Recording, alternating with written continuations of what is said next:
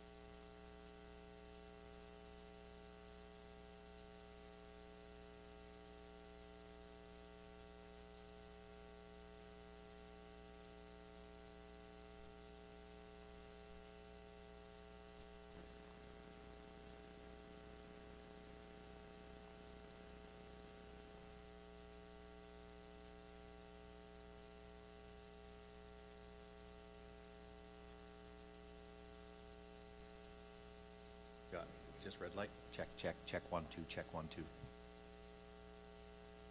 This conference will now be recorded.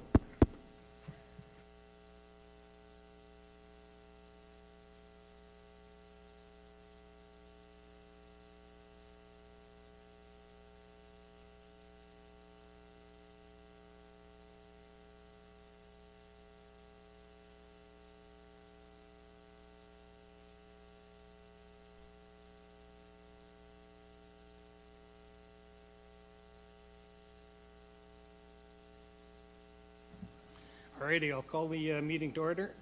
Have we got any additions to the agenda? Good morning, Reeve and Council. Administration has a couple of additions to this morning's agenda. First of all, 15E under meeting dates. We will be looking at town's request for joint meeting dates for the Town of Brayton Valley, Brazeau County Council meeting. And under 16, item C, CAO review under Personnel ATIA, Section 29. Any other additions from councilors? Dallas?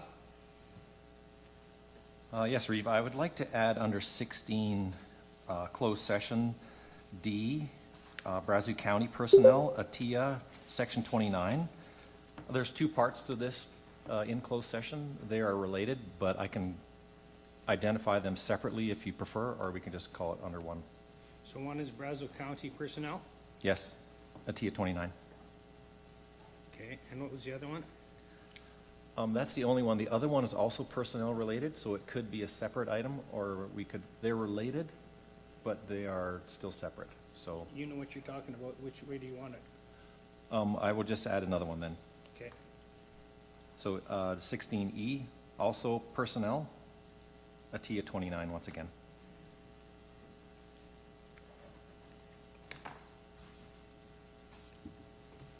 Anybody else? Glenn, you can hear us?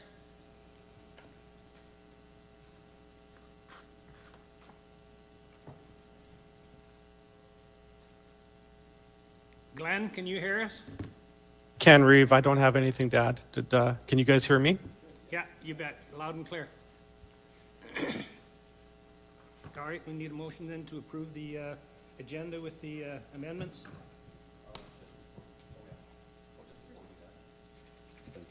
If I could. Yes? Okay. You said Glenn? I did. Sorry.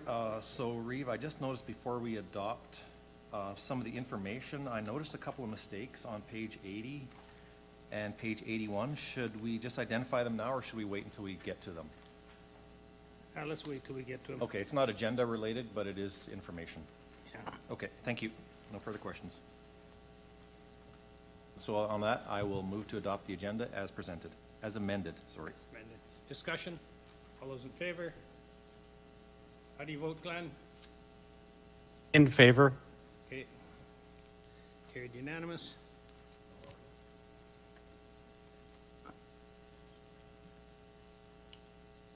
Ari is not coming? I'm here. Can you hear me? Oh, how do you vote, Aria? In favor. Thank you. We didn't know if you were going to make it. We heard you had a sick child. Yeah, she's sick, but I'll do my best to stay involved here. That's unfortunate, especially for the child. Okay. Adoption of the minutes, council meeting, March 3rd. Go ahead, Carol. Reeve, if I could, just make a couple amendments to the March 3rd meeting minutes. On public input session, it says that Mr. Schmidt had supplied us with lottery tickets. He passed around lottery tickets. Just a point of clarification, those weren't lottery tickets. They were forms to fill out to go purchase lottery tickets. So just so that there's no confusion on that. And also under the motion 130-260303, Glenn Gunderson moved to proceed with the CFIP application with the DV Foundation for the Poplar Ridge Playground. If we could just have some clarification, that's actually the DV Community Foundation. So if we could just update that in the minutes, I would be appreciated. And that's all. Thank you. Okay, so, motion to approve the minutes then? Carol? I move to approve the minutes of March 3rd council meeting with amendments. Discussion, all those in favor? How do you vote, Glenn? In favor? Aria, how do you vote? In favor. Okay, carried unanimous. March 31st minutes, pages 18 to 22.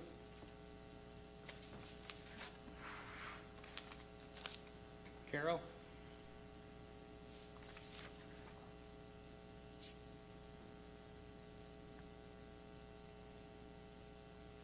Your light's on, Carol. Oh, I thought you were.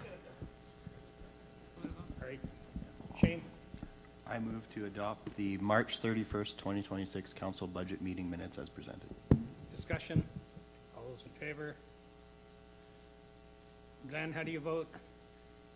In favor? Aria, how do you vote? In favor. Okay. Follow-up action list, Rudy?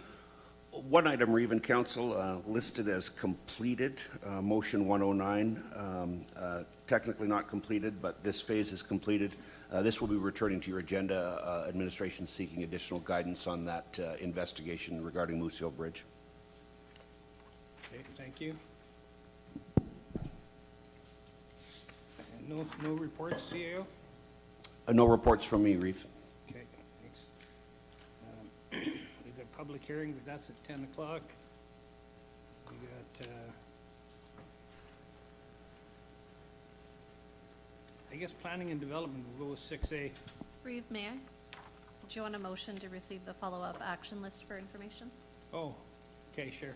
I move to receive the follow-up action list for information. Discussion, all those in favor? Glenn, how do you vote? In favor? Aria, how do you vote? In favor. Okay, carried unanimous.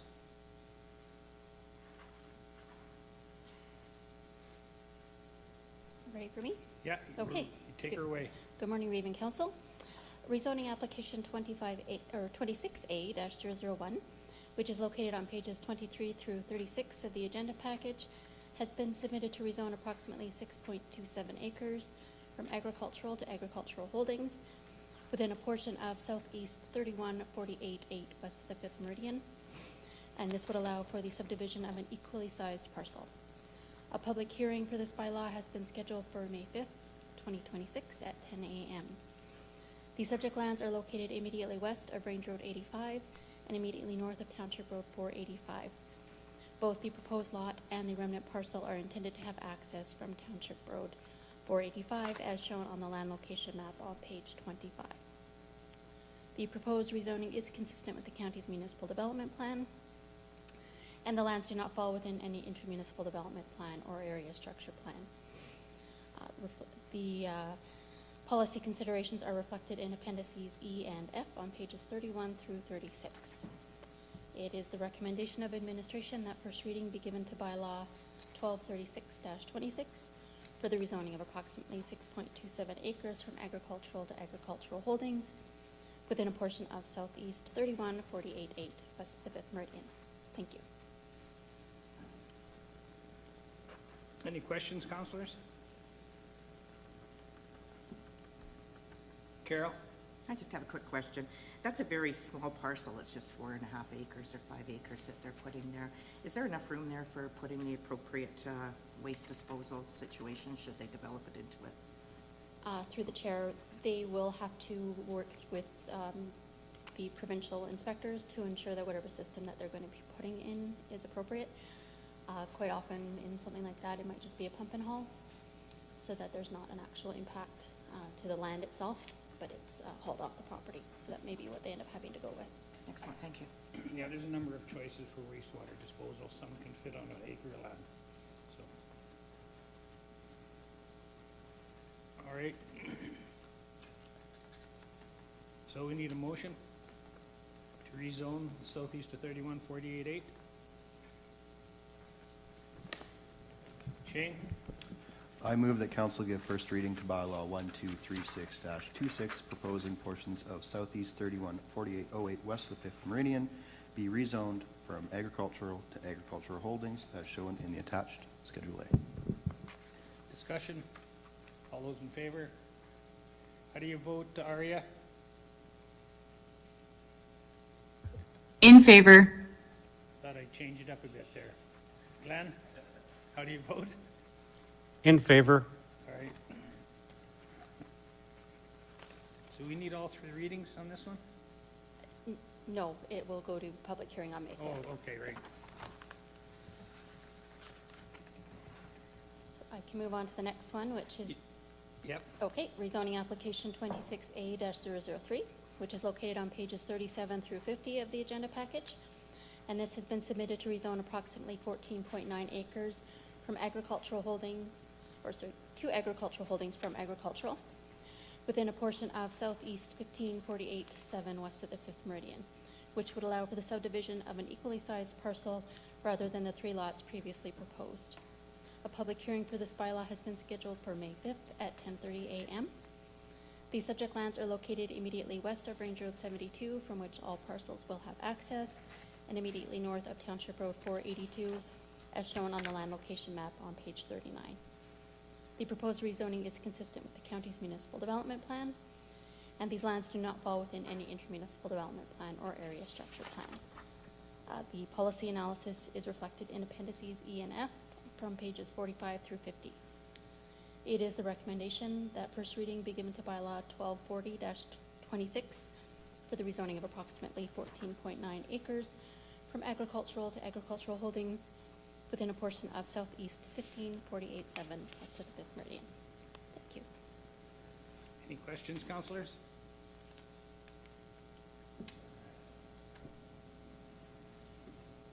Okay, we need a motion then to take this route. Carol?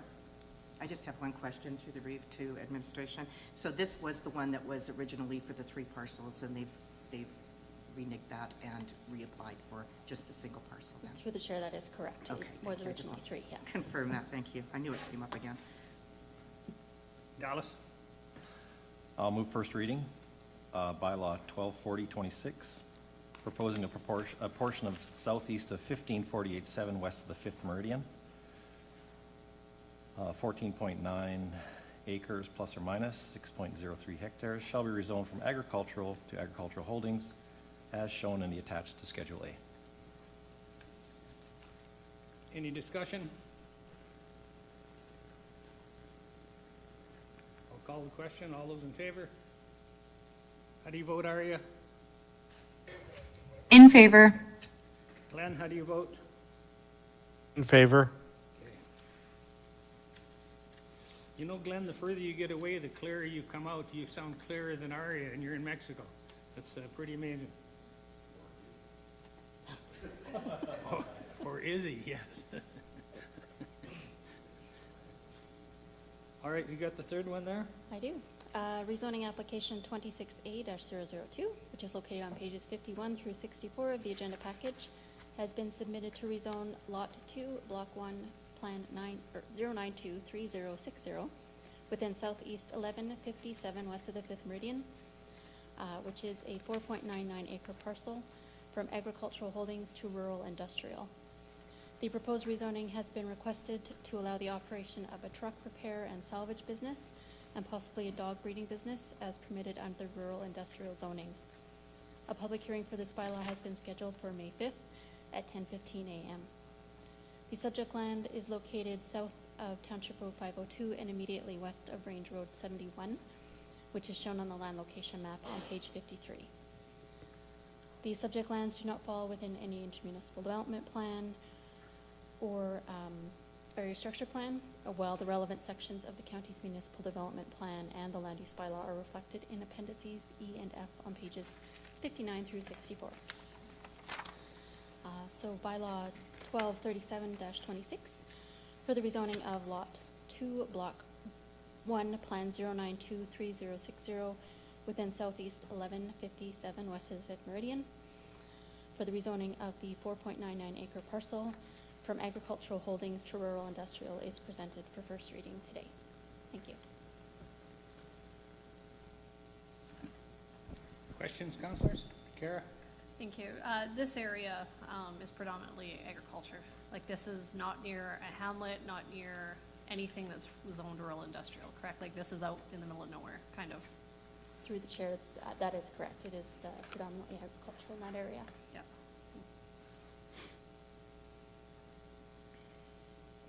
Any other questions? We need a motion to give first reading.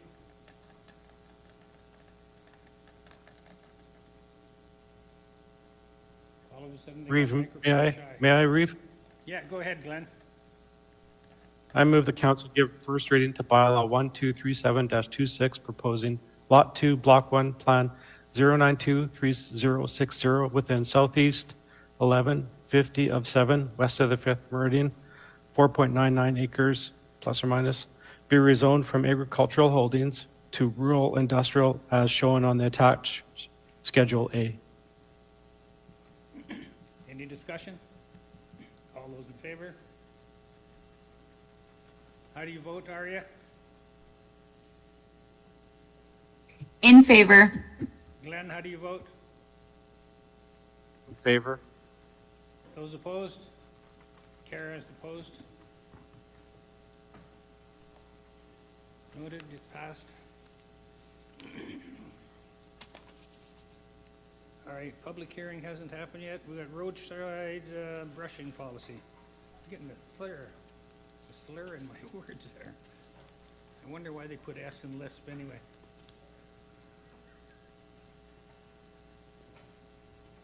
Good morning, Council. Morning. Here with a roadside brushing policy as directed at the March 3rd regular council meeting. So administration is looking for council to adopt the roadside brushing policy, PW-5, as presented with the option of increasing service levels. So vegetation growth within county road allowances can impact roadway safety, visibility, and road maintenance operations.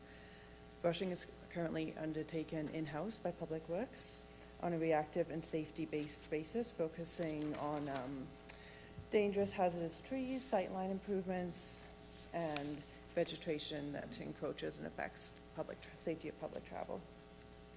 So currently we don't have a formal council-approved policy governing roadside brushing, but we follow best practices and current budget for 3 areas, which is establishing a policy will provide clear guidance for administration, consistent service levels across the county, transparency for residents regarding brushing priorities. So on page 76, you do have analysis of option 1, And then page 77, analysis of option 2. So the first option is the current operational level. So the proposed roadside brushing policy reflects the county's current operational practice, which focuses primarily on public safety and travel concerns within right-of-ways. This approach focuses on the highest risk areas and does not include proactive brushing or long stretches of roadway vegetation. So operational, we can continue this with our current capacity, and financial, we can also continue with this model at our current capacity. Option 2 would be for an expanded service level if council is interested. This would require an increase operationally and financially if council wishes. We did refer out to a number of different municipalities. Some examples, Leduc County, their priorities for brushing, they have a 1, 2, 3, 4 priority similar to our snow clearing policy. And priority 1 is safety, priority 2 is intersections, priority 3 is roadside ditches, and priority 4 is drainage ditches. County of Statler, they just have their roadside brushing policy is to remove trees on road allowances to accommodate public safety, road maintenance, and the movement of vehicles and equipment. Mountain View County, also the same, where they have a brushing policy only to address visibility of traffic, signs, vehicles, and wildlife. And Lacombe County. So administration's looking to approve the proposed PW5 brushing policy, or if additional service level is wanted, then we just look for direction on that and could bring back costs for that. For the service level increase, if you were interested in that, looking at the 5-year capital plan we already have in place, I don't think that would be undertaken in-house, depending on the amount that was wanted. That would be third party most likely. That's it. Well, I like it when you clear the corners. You know, and I've seen that done in a number of places where you come to an intersection and they've cleaned off a bit of the curve there. So that would be part of this as well? That's currently what we do under the current policies. The PW5 that's presented, that will be under that. Okay. Yeah, so it's for sight lines, intersections, etc. And we normally undertake that work most of the time at the end of the season, so in the fall, in the summer, fall. Yeah, and you probably need landowner consent if you're going on their land then too, eh? Most of it we just do within our right-of-ways, yeah. Okay. Any comments?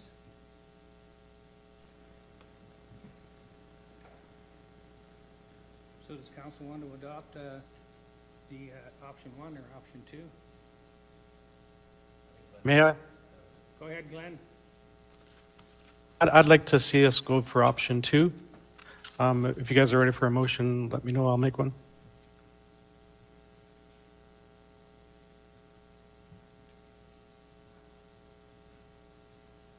Go ahead, Glenn. Nobody else has got their hand up. I move the council adopt the roadside brushing policy PW5 as presented with the option of increasing service levels as outlined in option 2.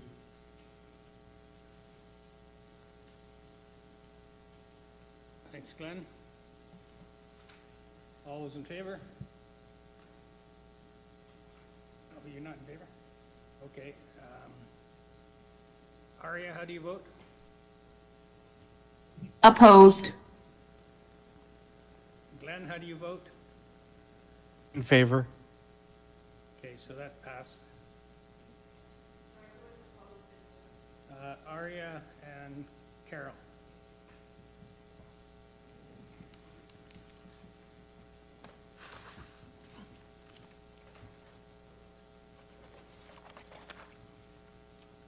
Okay, page 80, bridge file 70530, Moose Hill Bridge.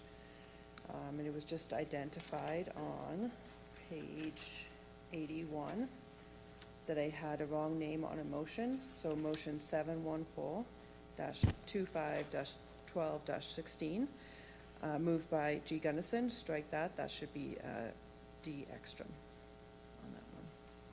Was there any other, I think that was the only change I noted. Yeah, I just noticed one. 2023, was that just a mistake in the blue? sorry, in where? Oh, no, so the blue part there was a cut and paste, like a snippet from a 2023 report that we've been provided. Brief. Dallas? I just noticed one other error on page 80 at the top, right where it says in the header file number BF 70580. Oh, okay. I just noticed that was just a correction there. And that is 70530. Thank you. Pleasure. Otherwise, carry on. Okay, during the 2026 interim budget discussions, the administration brought forward the recent low rating advisory notice we received from Alberta government that was performed by AECOM. This was determined through a level 2 bridge inspection. This combined with a preliminary scope inspection completed by WSP confirming slope instabilities was sent to our insurer for comment. It was confirmed that Brazeau County might be held liable for any property damage or bodily injury if there are no steps taken to prevent such damage or injury from occurring. So I did do this report on a request for council clarification, just as a discussion point today, to find next steps moving forward. On page 80, I did put recent motions, so recent motions for the current council for 2025 and 2026. And the most recent one would be on page 81, that's motion 109, to direct administration to investigate strategies to reopen the Moose Hill Bridge for local traffic and bring forward recommendations for necessary repairs. On page 81, I also have the past motions in history, so 2024 and prior, just so everyone has the most up-to-date information on this file. So within that, we have previously reduced the speed, so that would be in December of 2022, reduced the speed from 80 kilometers to 30 kilometers.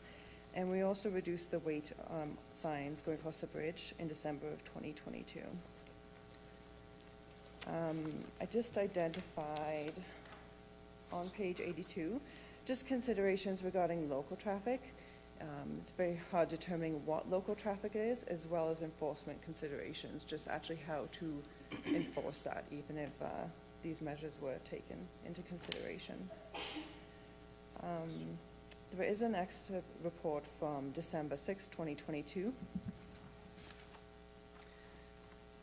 that bridge inspection at that time had, an administration had indicated that some repairs would need to happen, some rehabilitation or repairs, and if not, the road could possibly be closed. Some in-house repairs were also completed. 2023 as well. So there was a report presented with two options, table 1 and table 2, for in-house repairs and contract repairs. The contract repairs weren't completed, but our in-house repairs were at that time. Both past and recent inspections indicate consistent findings, including 2025 assessments from WSP and Alberta Government's engineer for the bridge, AECOM. So these reports collectively confirm the ongoing decline in structural condition. So administration does not recommend reopening the bridge or further modifying existing weight restrictions. Council does, however, retain the authority to make a motion to reopen it if you wish, just ensuring that considerations taken for all the information I've provided. So yeah, I wanted to just kind of have this report here as a bit of a discussion piece, just for administration to recognize how we'd like to move forward. So we do have a current file number with budget. If we'd like to continue with some work under that file number, if we would like to discuss different type of, repairs happening. Like I said, though, the weight and the speed has already been addressed, and the in-house repairs.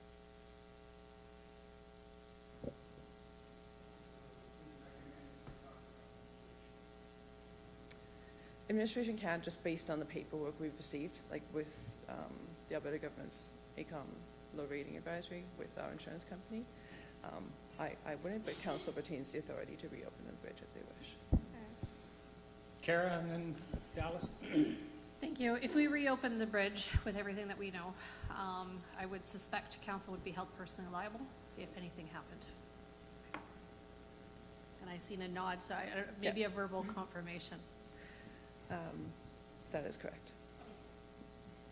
Dallas? So Reeve, through the Reeve to administration, could I just ask what the current road count is right now, what that data is that we have right now?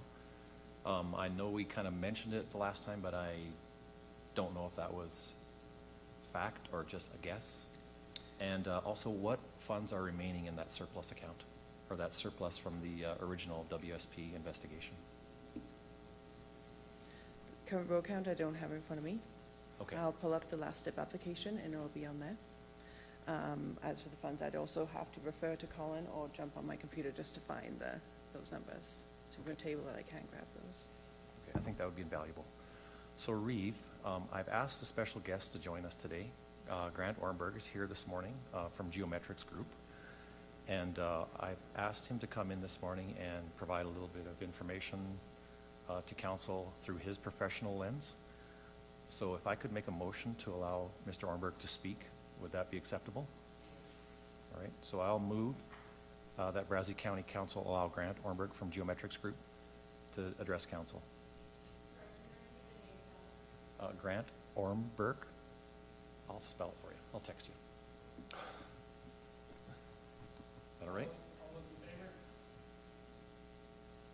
How do you vote, Glenn? In favor, Reeve. In favor. I'm just not sure your mic's on, Reeve. I can't hear you that well, but in favor. I had hit my light off. Can you hear me now better? Yep, that's better. Okay. It's just I shut my microphone off because then I can hear the speakers better. So, and then I forget to turn it back on. All right, so Mr. Grant Thornburg?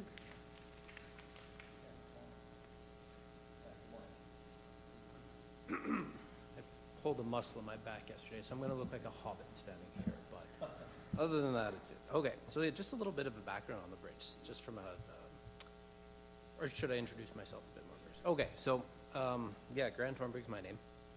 I did my bachelor's and master's at U of A in structural engineering, and then I've specialized in bridges since 2005, or since 2005, sorry. So a bit over 20 years now. What our firm, three of us are the partners there. 90-some% of our focus is all on bridges, largely load evaluation, rehabilitation, and maintenance of existing bridges, with some new design. So that's my background. So for 70530, the bridge consists of an approach, a timber approach span, and then a through truss for the main span there. And so Dallas and I, we snuck out there on January 10th and did what would be called a level 1 inspection. So when talking about that, and they talked about level 1 and level 2 inspections, I don't know if those have been discussed with council too much. So level 1 inspection is a purely visual inspection. It doesn't require any tools beyond, say, a hammer. It's all non-destructive testing. Level 2 inspections, well, level 1.5 is specialized access, if you hear that, so that's going to be typically snooper trucks or rope access.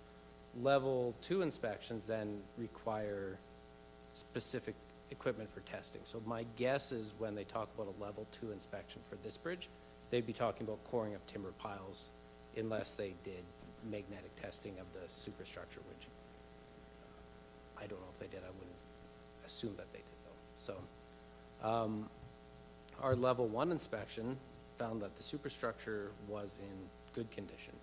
For a bridge of that age, it is a beautiful bridge. We've looked at lots of other bridges like that. There's a Redwater River Bridge out by the Vanka Bridge. There is another one near Bluffton. There's all the ones on 10X out by Drumheller. And from all those bridges, the superstructure of this bridge was in better condition than any of the other ones that I've gotten to look at. So, so no concerns there. As far as the substructure goes, abutment 1 looked fine.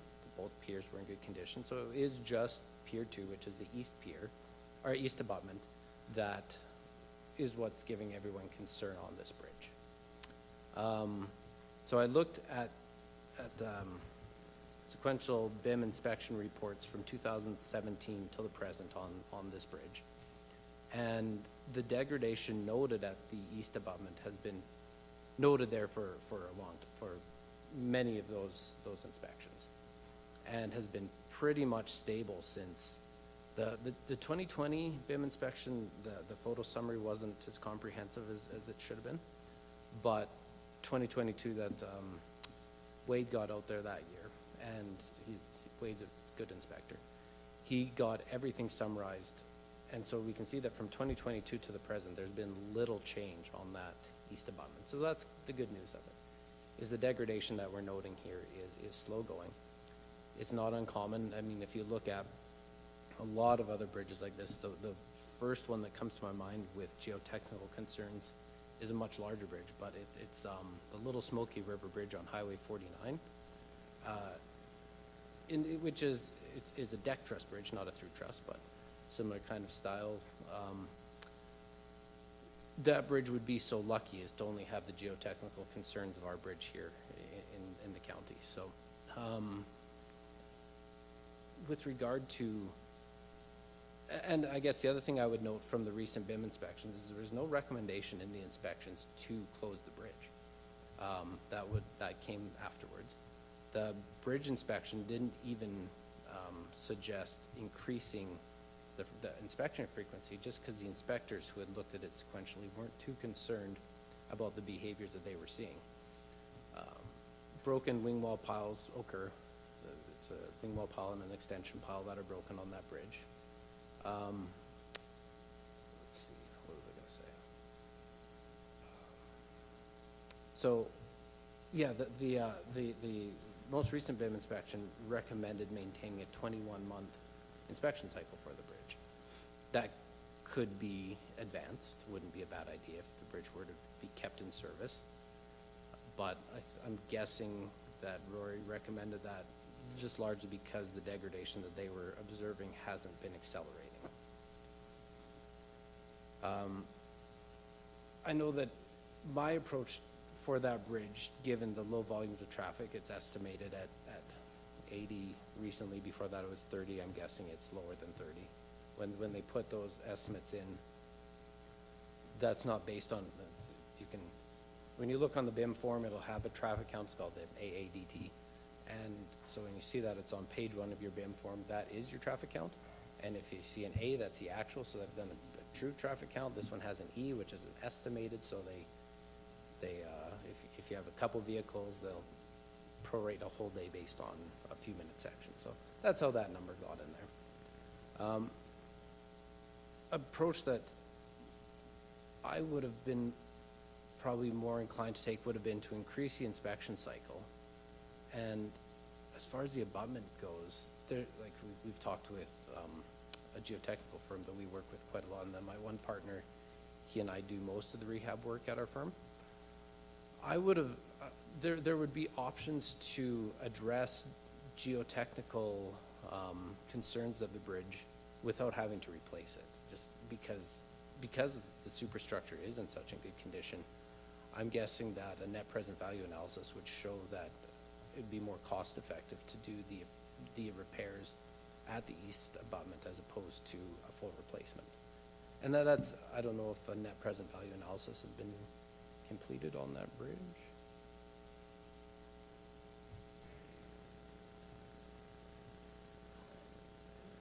That last question. Oh, Yeah. From the reports that you've received, have you seen the net present value analysis of different options? One might Yeah, not have so been prepared. it was stopped, so we are looking into rehabilitation or replacement. So both options were being looked into by who was awarded the work. So it was rehabilitation or replacement. So both those options were going to come forward to council, but the project was put on hold, Fair enough, yeah. so they haven't presented those options yet. But they definitely had the right plan there, though, that that's what you would want to see as council, because it's really that net present value analysis. Reeve, if I may? Yeah, thanks, Pippa. This seems like an administrative conversation that should not be probably happening in the council chamber. If we've got more council conversation, that would be great. With that, I don't know if there's any questions that anyone had on the bridge or approaches for it, but if there's condition functional concerns, I might be able to talk on them anyway. Okay.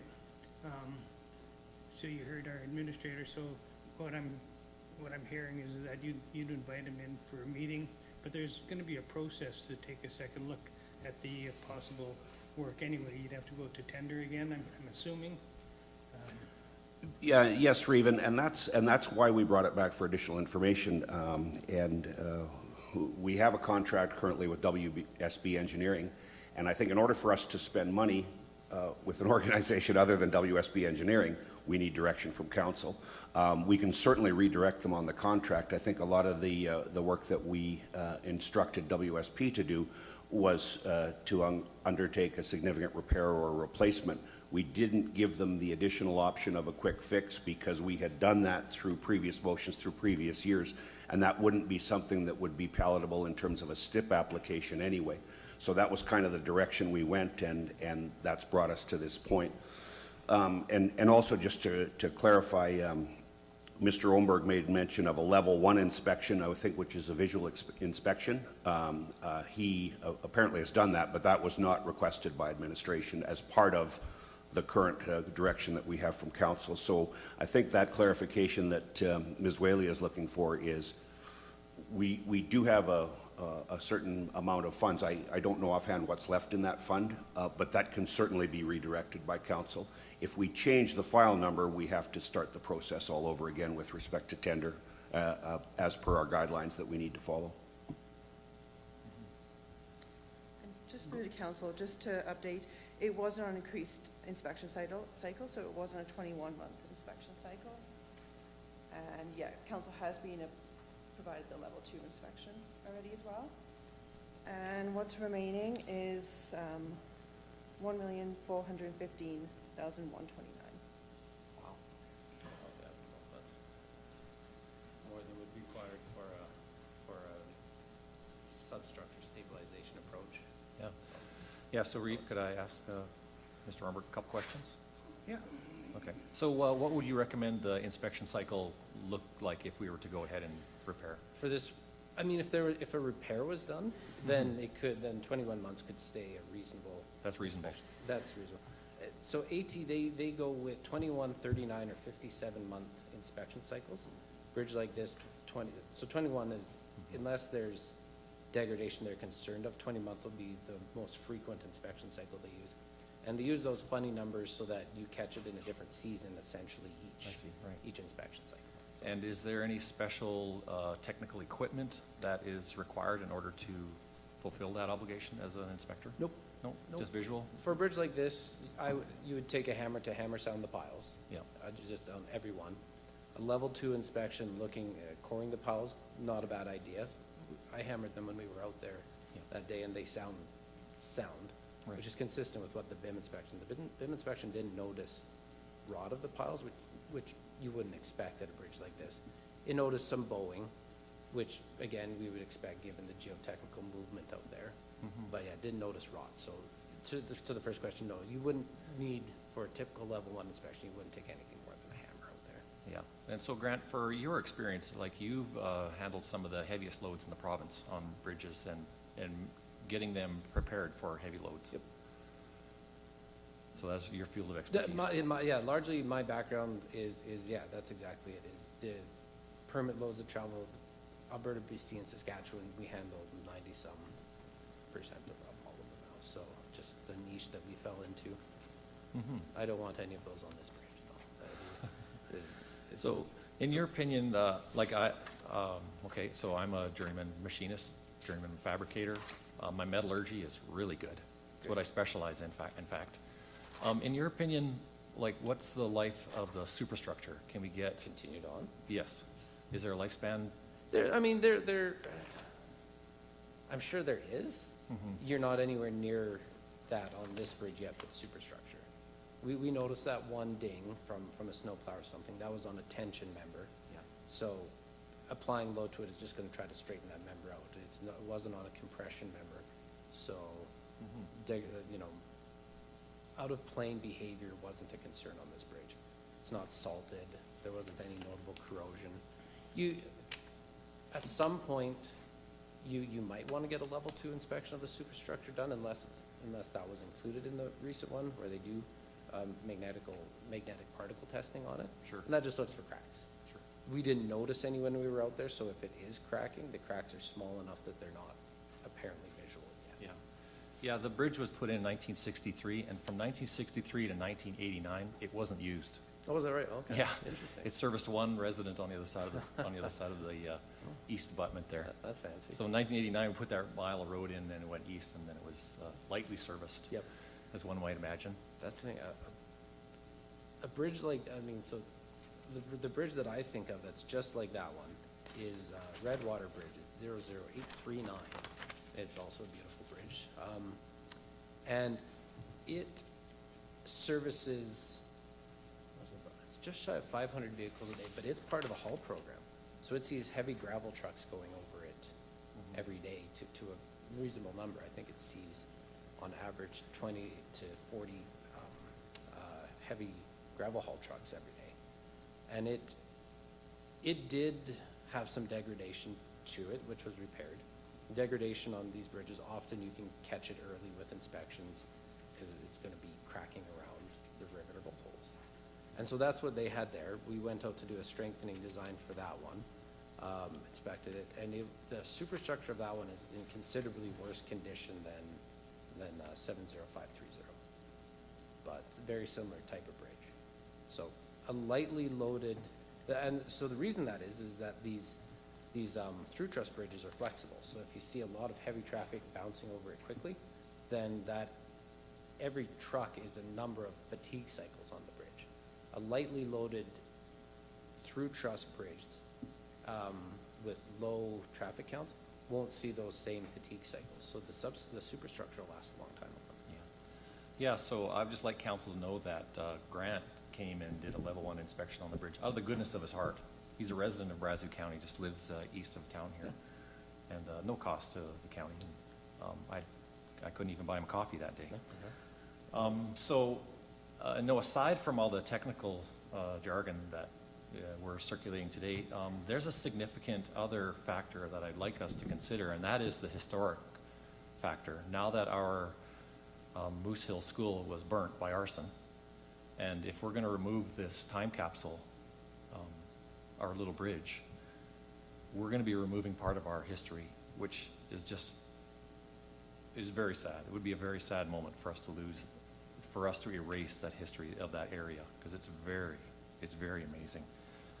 So our preservation of that is important, in my opinion, and the residents that live there. Yeah, closing the structure, permanent closure of the structure right now, in my opinion, is just not an option. We can keep it open, I believe, for at least until such a time as that we establish funds, have funds put away, we have a clear design of what the replacement will look like. It won't last forever, we know that. Its replacement is inevitable, but we have lots of time in order to prepare for that day to come. So I hope council will take that into consideration. There are a number of residents who live right there at the bridge, and they have land on both sides. Right now, farming, our season is moving ahead quickly. Cattle are on the move. I see people are already out spreading fertilizer, granular fertilizer, and it's going to become one of our busiest seasons.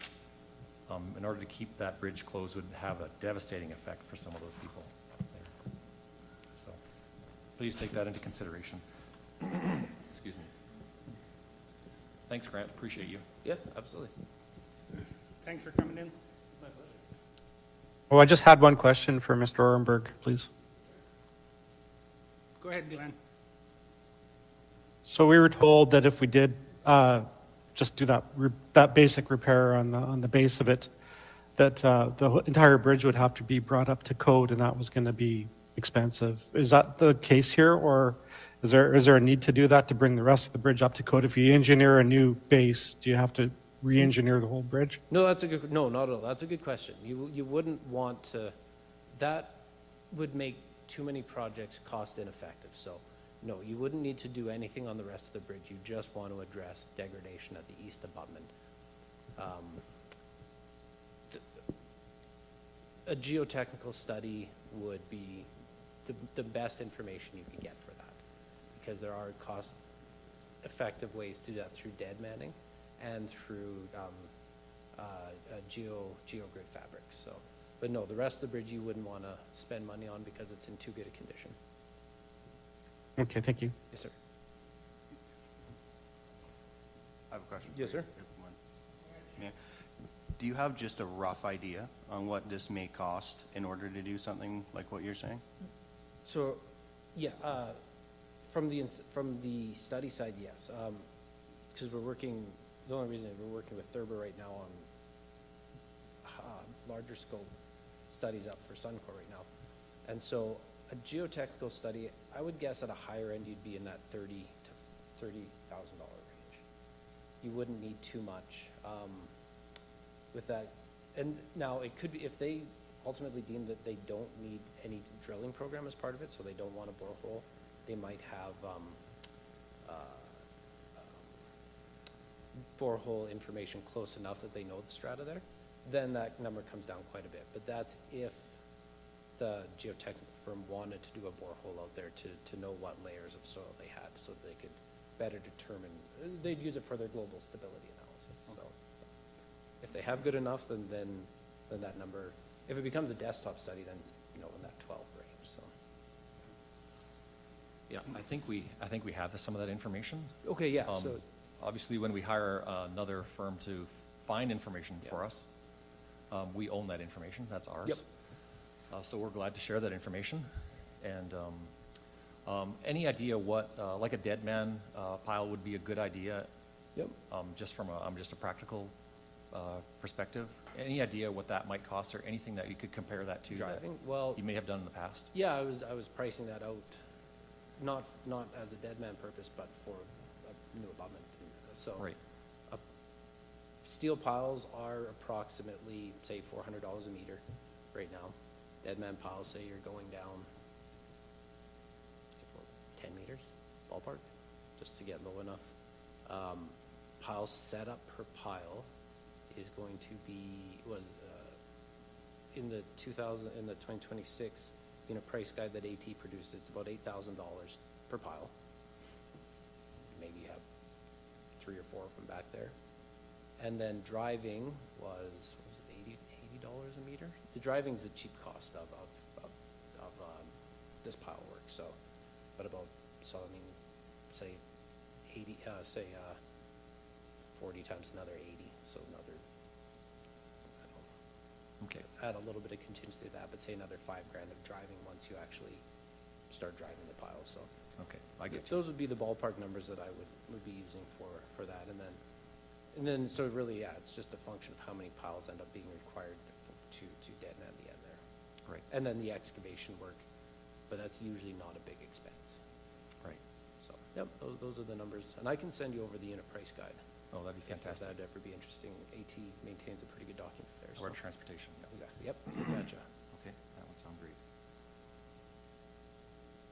Okay, so the one thing that I had noticed in the last report that we'd received from another engineering firm was some of the slope instability on several hundred meters to the south, several hundred meters to the north. Yep.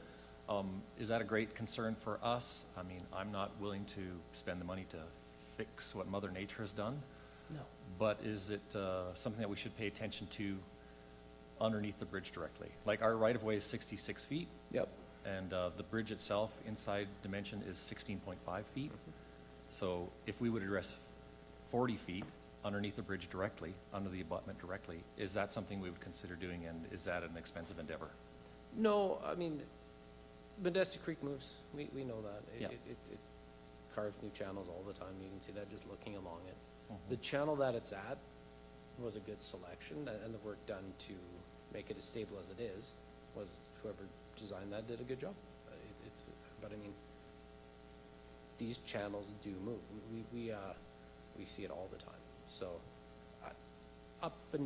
upstream and downstream is good information. It tells you that, yep, things are gonna move, but to the extent that you would let that dictate too many decisions at the bridge site itself, might be overly conservative for that structure, just because Right. their natures, they're like, the topography there is different, so. Right. And what Mother Nature's done on the north and south side, that's her business. Yep.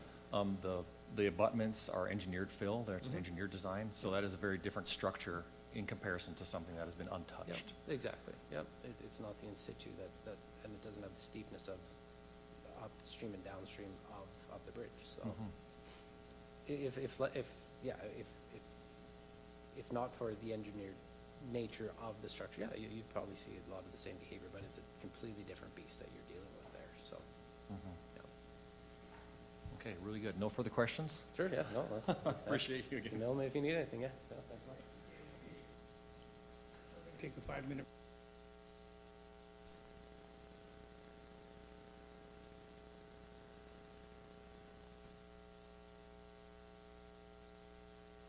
Okay, we'll come back to the Moose Hill discussion, but we've got a public hearing to go into, so we need to do that right now.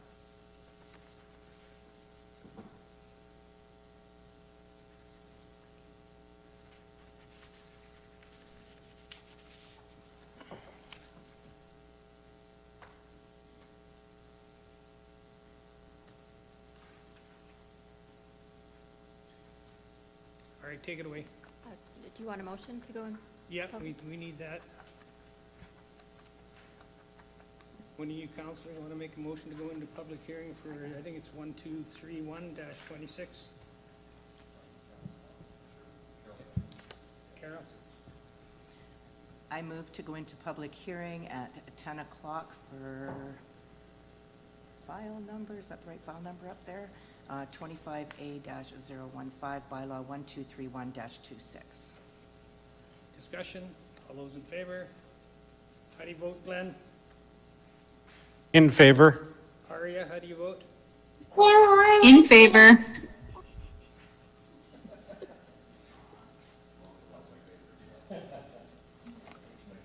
Was that Aria's? Yeah. Okay, well, that's interesting. Already a counselor.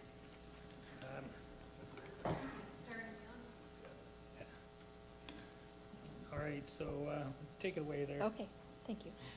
Rezoning application 26A-015, located on pages 65 through 74 of the agenda package, has been submitted to rezone approximately 12.2 acres from agricultural to agricultural holdings within Northwest 1049-4 west of the 5th Meridian, which would allow for the subdivision of an equally sized parcel. These subject lands are located immediately south of Township Road 492 and the boundary of Leduc County, and immediately east of Range Road 43, as shown on the land location map on page 67. The application was circulated for review and comments to external agencies, internal departments, and adjacent landowners. External comments were received from TELUS, Buck Mountain Gas Co-op, Bonterra Energy Corp., and Fortis Alberta, and they all identified that they had no concerns or objections. Alberta Energy Regulator provided a list of wells and pipelines which contain sour gas, but none of those facilities impact the proposed lot. Internal comments were provided by Public Works and Agricultural Services. Public Works advised that the existing approaches meet county specifications, and road widening has previously been taken on Range Road 43, while Township Road 492 is under the jurisdiction of Leduc County. Agricultural Services advised of soil conditions, but had no concerns regarding the rezoning and subdivision, and no letters of concern were received from adjacent landowners. Policy considerations were set out in the report to Council on February 17th and confirmed that the proposed rezoning is consistent with the county's plans and policies. So it is the recommendation that second and third readings be given to bylaw 1231-26 for the rezoning of approximately 12.2 acres from agricultural to agricultural holdings within Northwest 1049-4 west of the 5th Meridian. Thank you.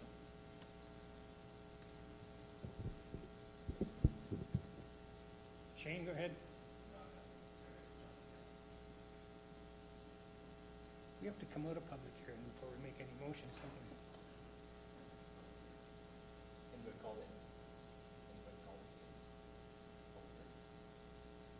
Yeah, anybody online?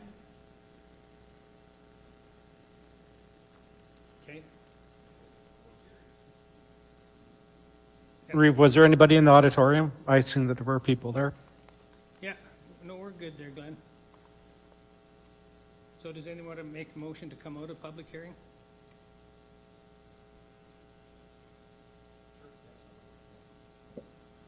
Yeah, I'll move that Brazeau County Council come out of public hearing. Discussion, all those in favor? How do you vote, Glenn? In favor? How do you vote, Aria? And your child too? I guess she's in the discussion now. She's here too. We're both in favor. All right.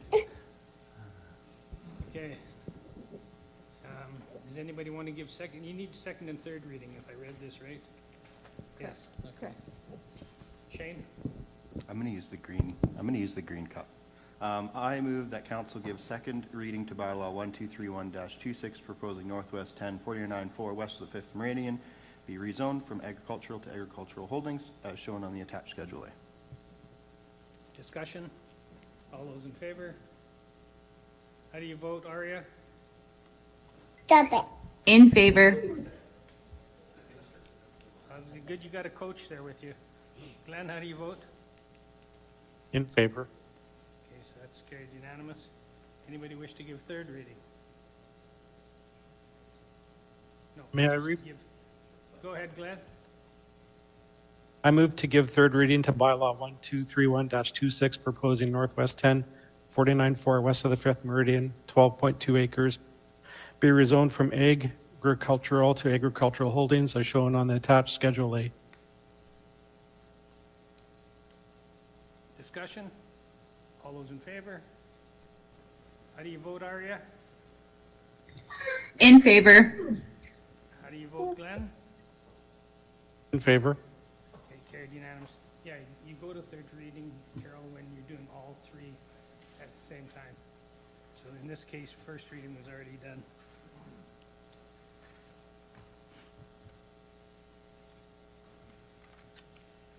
Okay, we are on Warburg and District, Moose Hill. Great. Check 1, 2. Okay, go ahead, Dallas. Thank you, Reeve. As you might well imagine, I have a motion that I would like to present to council for its consideration. If there's any other comments or concerns, I'd love to hear them. As far as taking on liability, personal liability, I do that every day I sit in this chair, and I'm prepared to do it every time I sit in this chair. And we've always taken on the liability of that bridge and every bridge that is in Brazeau County. And that would include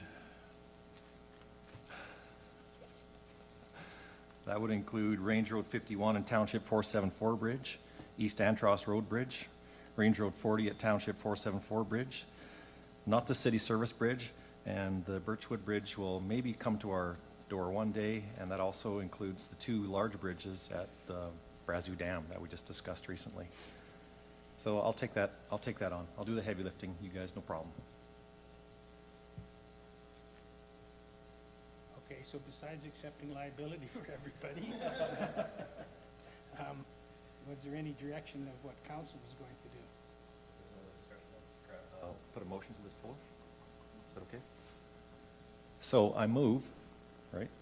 Okay, so I'll move to direct administration to explore options to render bridge file 70530 operational, incorporating the recommendations presented at today's April 7th, 2026 council meeting, utilizing available surplus funds, and bring back to council for April 21st regular council meeting.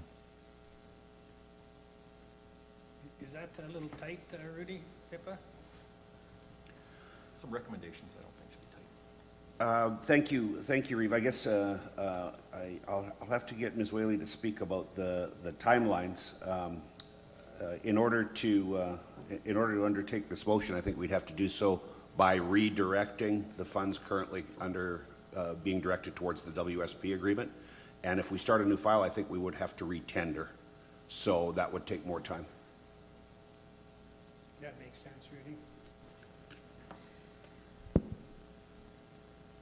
Kara? Thank you. Through the chair to administration, can you go over the reports from WSP, plus the GOA, plus the insurance, and what we've been told so far with this bridge?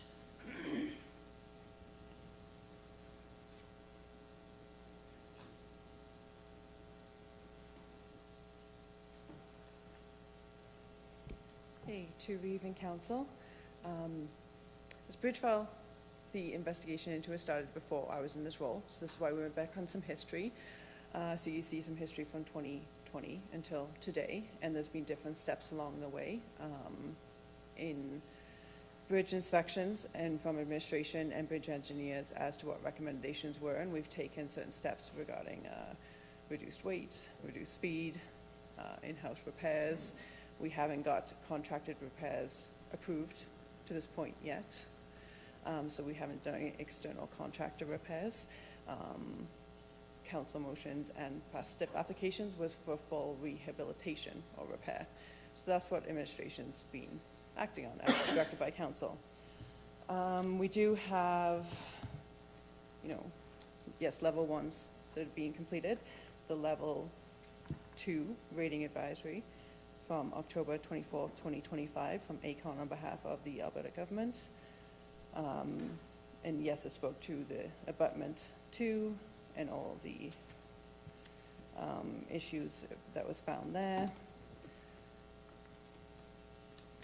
And WSP's report has been presented to council in the past.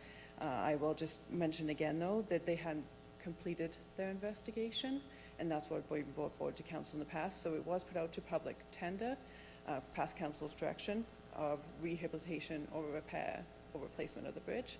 It was put out to tender. That's why WSP is working on that by awarded publicly. And they haven't presented their final findings to council. We hit a point where they wanted to do additional geotechnical, and that's where administration was advised to stop. So I don't have the final findings for them. I don't know what their rehabilitation, included. They gave a high-level cost estimate in an effort so the council could use those numbers for STIP funding if they wish, which was at $7 million, which was the bridge and the surrounding area. So that's why I was requesting clarification from council today. If the change has been from full rehabilitation and replacement to partial repair, that we need that direction. So administration has that direction. We can put it out for tender that way. We can have for funds that way. The combined information and the insurance information, myself, I'm not in a position to open the bridge, but as presented in this report today, council is. So yeah, council retains the authority to make the motion to reopen it if they wish. Yeah. Reopen it now or reopen it once the rehabilitation has been done? So, right, so that's where I separate. It's council's wishes. Administration is not recommending that. We just have too much information, and we haven't done any of these major repairs that have been recommended since, the last 5 years. So we need some direction on being able to complete some of these repairs, full rehabilitation or full replacement. Rudy? Thank you, Reeve. I didn't manage to write down the entirety of Councillor Ekstrom's motion, but if council were to redirect administration to focus WSP on solutions to render the bridge operational, we could do that without, that would be just kind of a change in the existing file. Okay, Kara? Thank you. If we were to pull out a WSP, I believe we're under contract that was done public tender. Is there ramifications of that, of reneging on that contract? I would suspect that there's a financial hit to the county.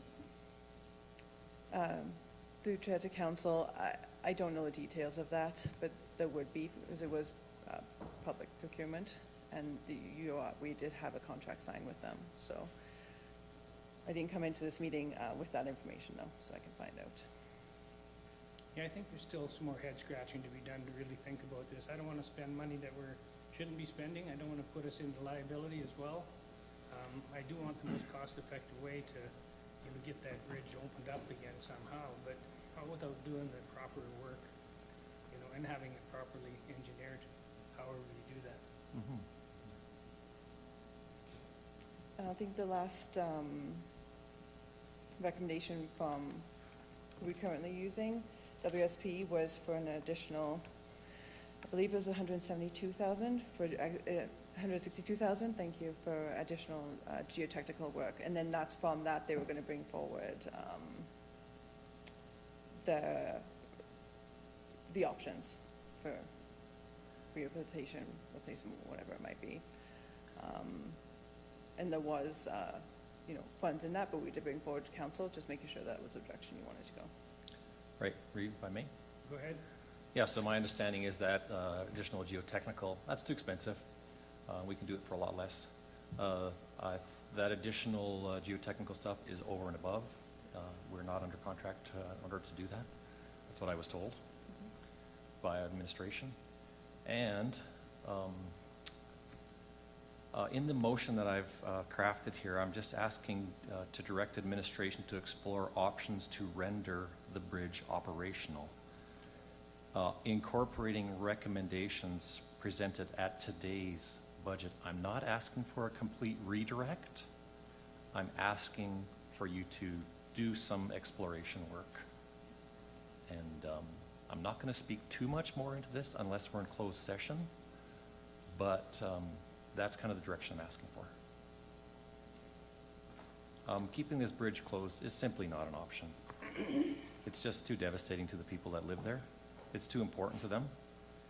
And I know this bridge. I've known it my entire life, and I haven't seen a great deal of or any tremendous amount of information that would cause us to close this bridge. It's such a light traffic bridge. There's so little traffic there. It's a bottleneck in itself, so it simply cannot allow big, heavy loads to pass through there. It just can't do it. It kind of controls its own type and amount of traffic. So, yeah, so I'd just like to turn it back over to administration and let them bring it back. I'm not trying to solve the world's problems today.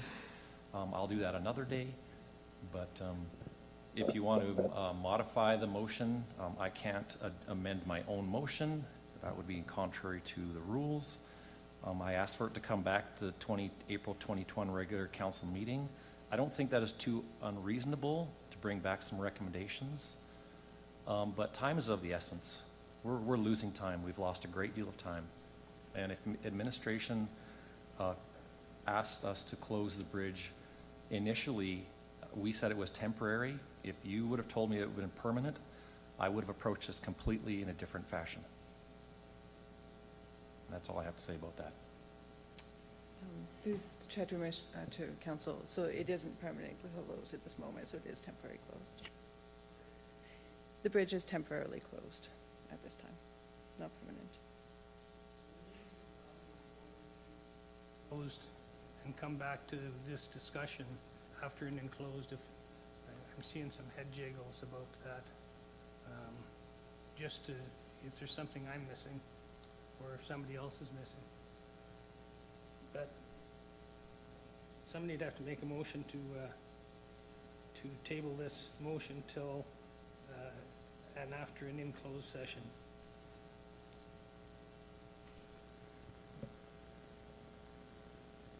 Dallas?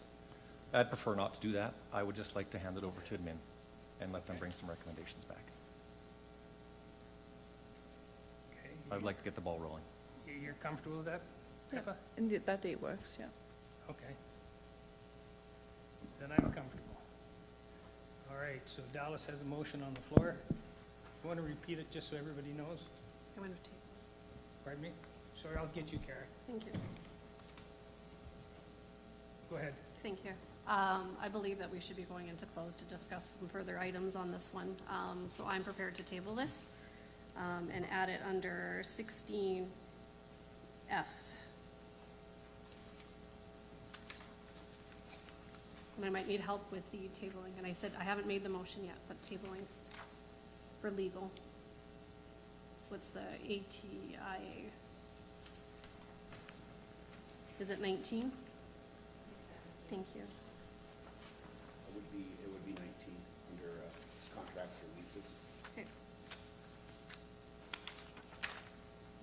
So I move to table item 7B to enclosed as 16F,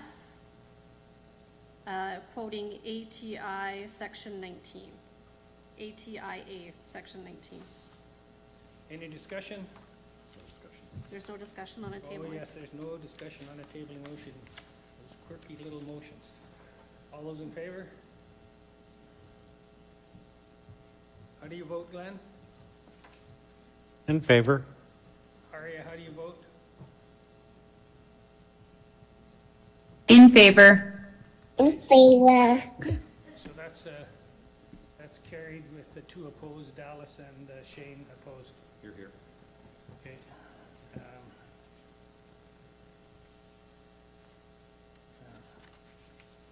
Boy, we've got more items in enclosed than we do on our agenda. Okay, so we left off on community services. Warburg District has asked for some money. Administration is recommended to deny the request. That's on page 84 to 88. Lee, go ahead. Yes, so administration received a request for funding. That's enclosed there on page 86, the attachment 1, to assist with the costs related to the failure of their refrigerated slab, which occurred in the fall of 2025. To properly correct the failure, the full replacement of the slab is required, a total cost of $1.4 million.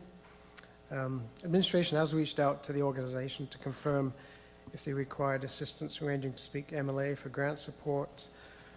The board has indicated they have spoken to the MLA who directed them to grant options, but with the timing of the grants and the failure of the slab, grants may not be viable. They have utilized grants in the past. The board explained that they are reaching out to Brazeau County for funding support in addition to Leduc County, Village of Warburg, as there are users of the arena which are from the eastern portion of Brazeau County, including Breton. The Warburg Arena is within Leduc County and the Village of Warburg. Brazeau County does not have an intermunicipal collaboration framework due to mutual agreement that one is not required. Therefore, council is not bound to level the support. Councils may also recall a proposal from the town of Drayton Valley regarding replacement of the ice plant, the team auction center. That project is estimated to be over $2 million. No funding has been committed from the county of this project. However, it's reasonable to expect the town will be making a formal request pending the results of the town's grant applications.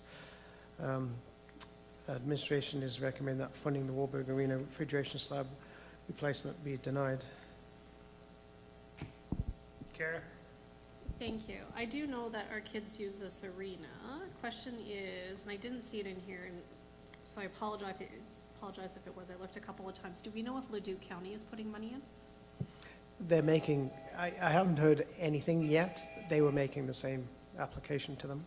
Okay, and what about the Village of Warburg? I haven't heard anything yet. If I can step in, Carrie, there's a Facebook post where they do congratulate Leduc County and the Village of Warburg for their support for the project. Thank you. Through the chair to Councillor Gunderson. Do you know how much? That it doesn't say. Okay. Okay. I am leaning, Colin is here. Through the chair to administration, we have a restricted reserve for recreation. Do we know how much is in that account? And I believe in the past, while you're coming up too, have we not given money to this arena before, or am I thinking Thorsby? Because I know in the eastern part, I believe Warburg has asked us for money in the past, and we did give them some. But my memory could be wrong. So, but I do know we have, and it was for the boards, I thought. But anyways.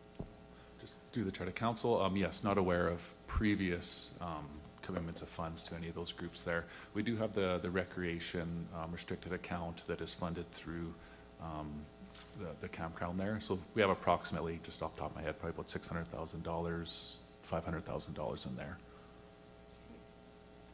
And then was there not another account that we had for recreation? To council, we currently do not. It may have been when council had allotted to save for the pool. Yeah. That was saved, and those funds were housed within the major facility capital investment account. Okay, And how much money is in that account? Approximately 1.5. 1.5 billion. Okay. The other issue that we do have coming forward is the ice plant, correct? I know there's been no formal ask from the town, but council's very well aware that the ice plant in the Omniplex is done and that needs to be replaced. And it's it's over 3 million, correct? Between 3 and 4 million to replace that? The plant there itself? Mhm. Yes, I believe about 2 million, yes. Yeah, the rest grant funded.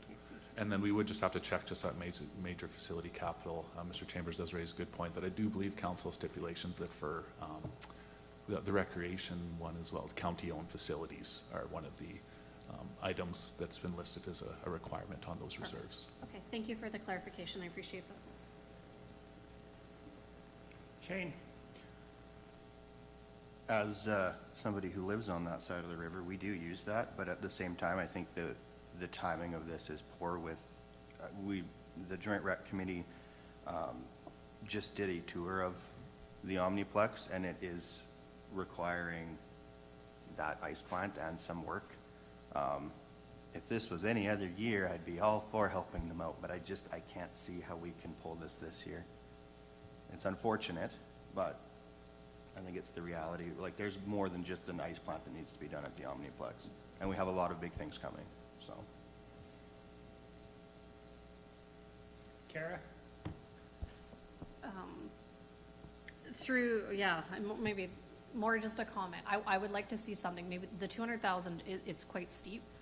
And I would like to see something to put towards to help it. I do understand, I hate doing this, but I know I live on this side of the river, but I do know that we have residents that utilize that facility. The timing, I agree, Councillor Blosky, it's difficult, but like I was thinking more of the tune around 20,000, and then, I'm sure they're fundraising, and then to see with what grants are available. Because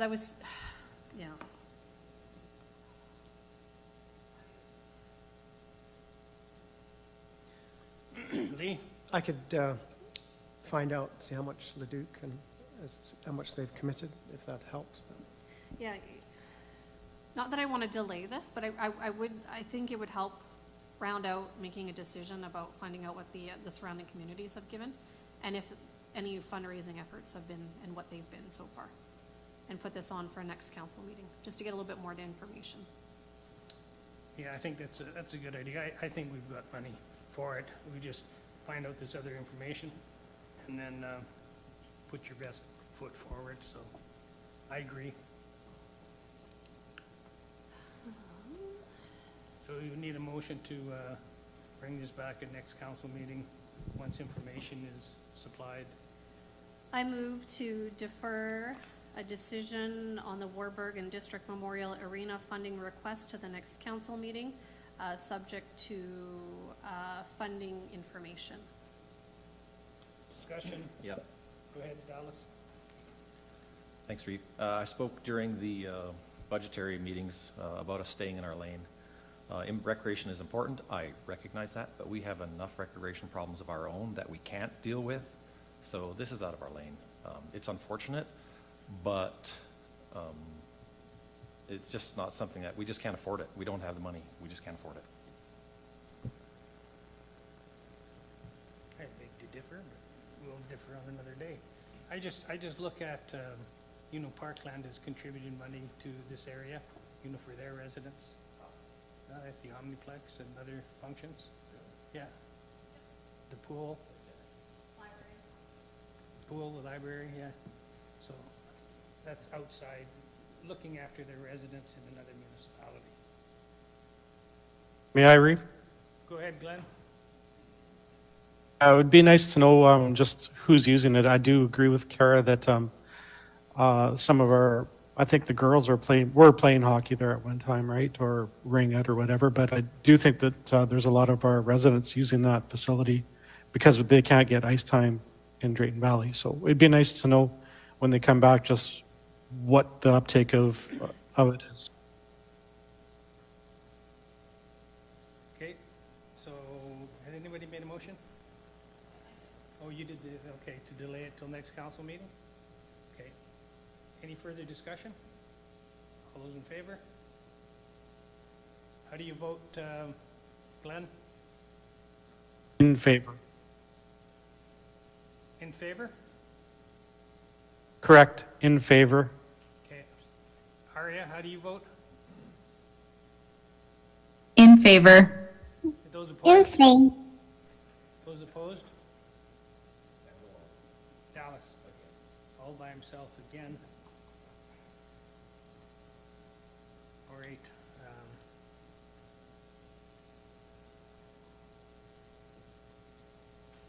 Okay, Drayton Valley and District Ag Society funding request.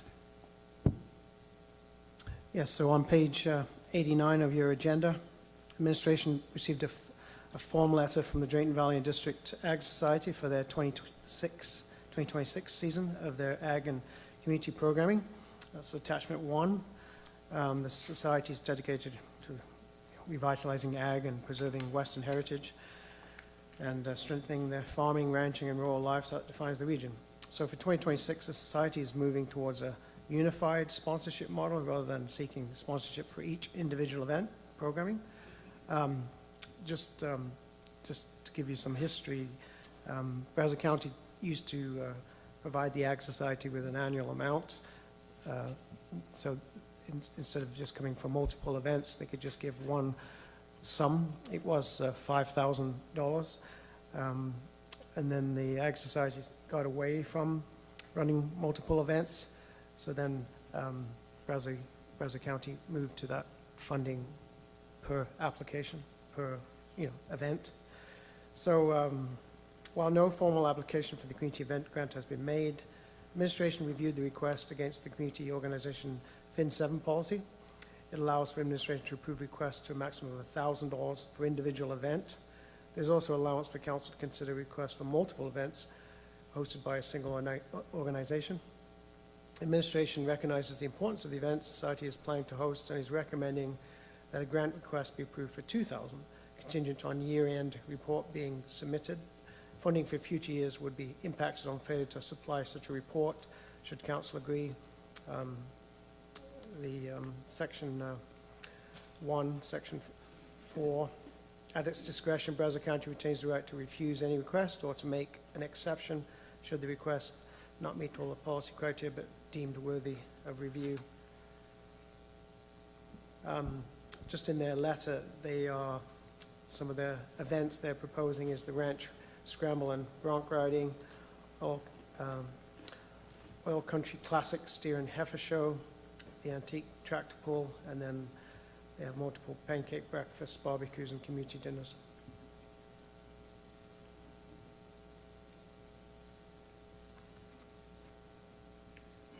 What do we got in FIN 7? There's 17,000 left so far this year. Yeah, so we all don't skate or swim, so the rodeo gives a different choice of recreation for other people, so I'm not opposed to giving them that 2,000. Kara?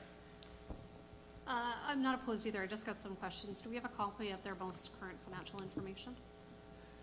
Because I believe... I haven't got it because they didn't make a formal request. It was just a form letter. Okay. I don't know what's in there. No, I don't. Okay.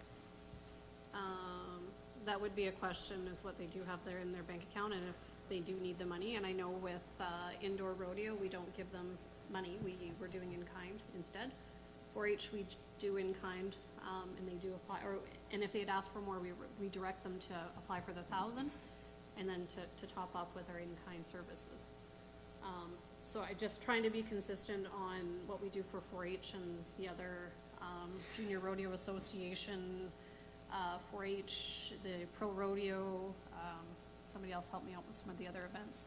I believe we only give them $1,000 and then we help out with in kind, correct? Yes, this turns out to like 2,500 with in kind. Yeah. Shane? I'm just confirming they haven't applied for any of this at this point, just sent a letter about this? Yeah, and it was, Yeah. it's a form letter, like. It's everybody Yeah. gets this, okay. I would probably hold off until they actually make a request. Because that's our policy, is it not? Our policy is to not give money unless we're applied to? Well, our policy is that Fin 7, and they have to make application specifically, and then we ask for the, Their you know, financial. That's how we get all, yeah, yeah.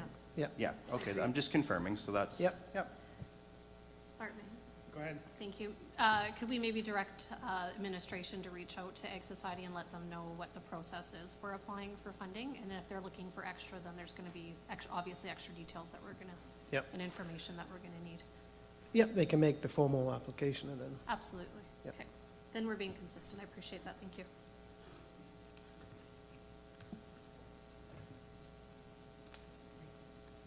Carol?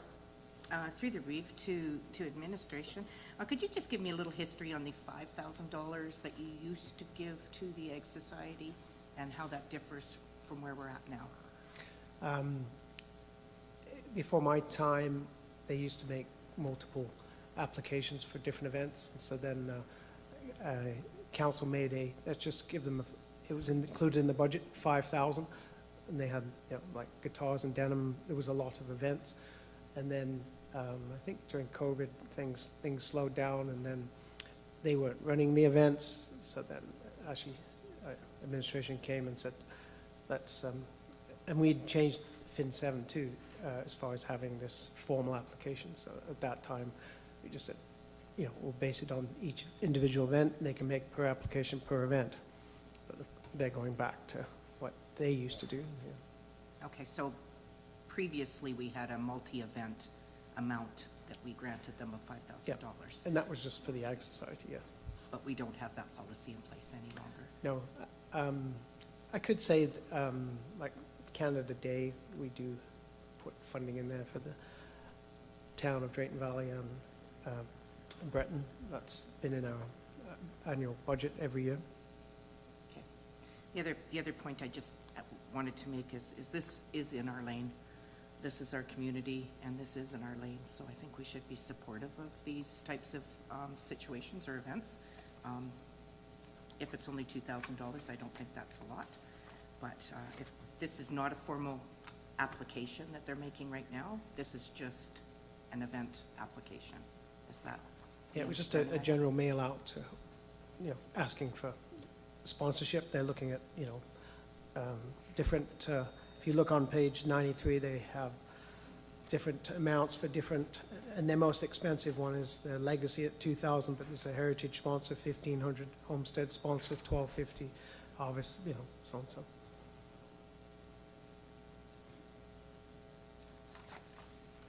Yeah. Karen? Okay. Yeah, so I'm not saying that I don't support this. I think they just need to follow the process that we make 4-H follow, that we make Pro Rodeo follow, Junior Rodeo Association. So, just trying to, maybe I'll let Councillor Ekstrom and I can think in my wording of a motion. Yeah, ag societies are important for us. They're a big part of the rural community for sure. And as long as we're looking forward and we recognize that there's another ag society in our county, it's the Breton Ag Society. So as long as there's no disparity between the two, I'm perfectly comfortable with that. I move to direct administration to reach out to the Drayton Valley and District Agricultural Society, and if they are requesting funding, to follow the proper process. Discussion? All those in favor? Glenn, how do you vote? In favor. Aria? In favor. Okay. And Breton? There you go. Sticking up for your community, that's good. All right, where are we at here now? Schedule of fees bylaw?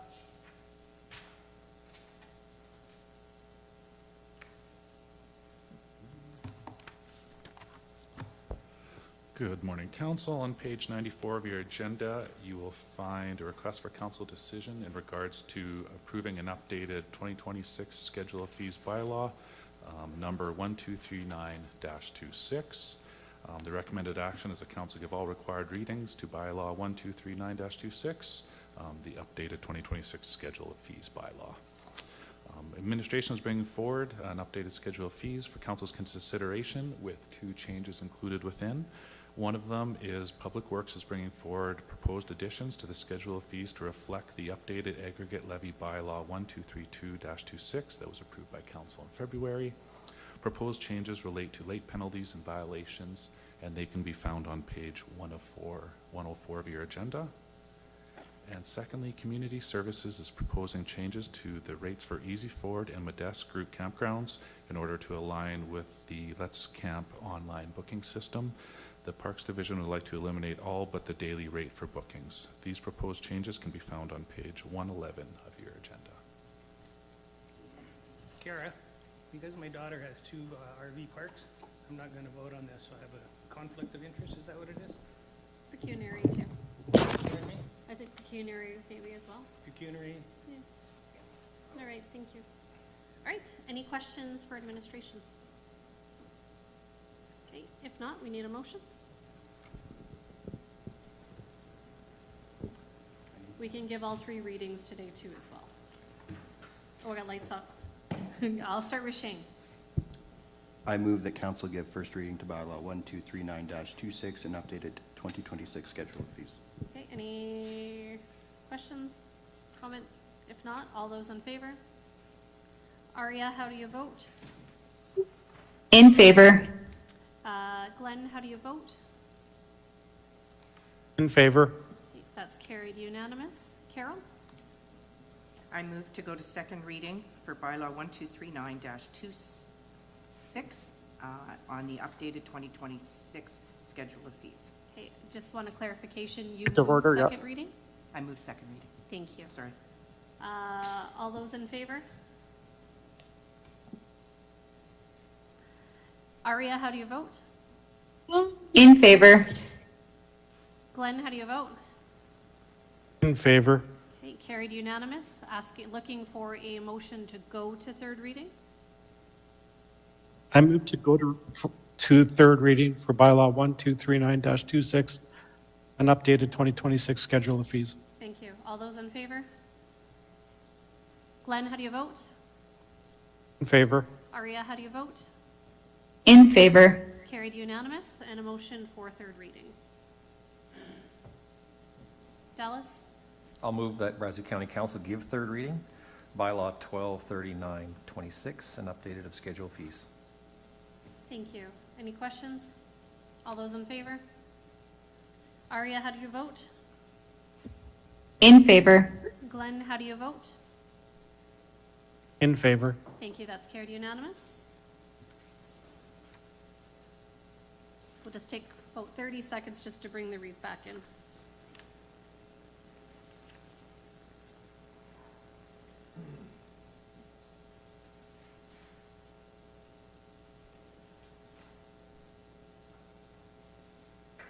All 3 readings were passed. Reeve? And then we're just on 11B, the tax rate bylaw. Okay. Go ahead, Colin. Perfect. So as mentioned on page 117 of your agenda, I am presenting bylaw 1238-26, known as the 2026 tax rate bylaw. As council participated in last week there, we did pass the final budget. And just to note that the council has directed administration to apply 20% tax incentive on municipal taxes. The tax due date is June 30th, as in past year, and tax notices will be mailed out before the last week of May to meet the 30 days in advance obligation that we have. As mentioned, administration is asking council to give all 3 readings to 2026 property tax bylaw number 1238-26, which is found on page 119 to 121 of your agenda.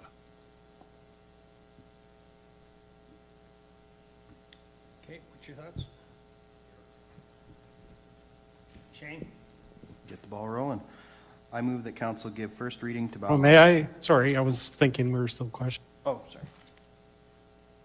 On the, through the chair to call, and on the executive summary, I'm just trying to, it looks like we're still carrying the 30% reduction in residential and farmland tax, but in the next paragraph under it says also directed administration to apply a 20% tax incentive.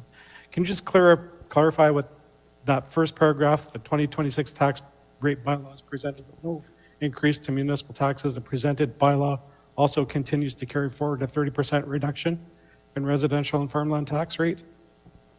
Go ahead, Colin. Sure. So through the chair to Councillor Gunderson, good question. So I'll just separate it. So in regards to the 30% reduction in residential farmland tax rate, this was passed in 2015, where the residential mill rate was reduced by 30% on residential and farmland properties.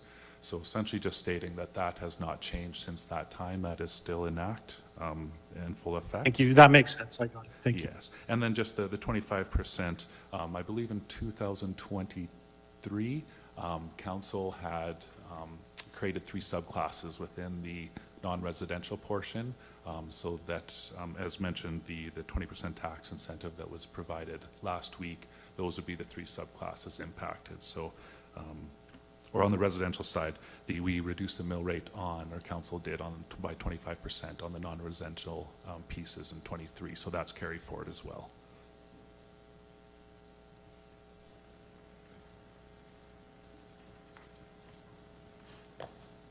Shane? No other questions? I move that council give first reading to bylaw 1238-26, 2026 tax rate bylaw. Discussion? All those in favor? Shane, you in favor? Okay, you gotta vote or you get fired. Aria? In favor. Glenn? In favor. Okay. Need a motion to go to second reading? Carol? I move to go to second reading on bylaw 1238-26, the 2026 tax rate bylaw. Discussion? All those in Are we favor? going or giving? Giving, second reading. All those in favor? How do you vote, Glenn? In favor. Aria, how do you vote? In favor. Now we need a motion to go to third reading. Dallas? I'll move that Brazeau County Council go to third reading bylaw 1238, 2026 tax rate bylaw. Discussion? Carol? Sorry. All those in favor? Glenn, how do you vote? In favor. Aria, how do you vote? In favor.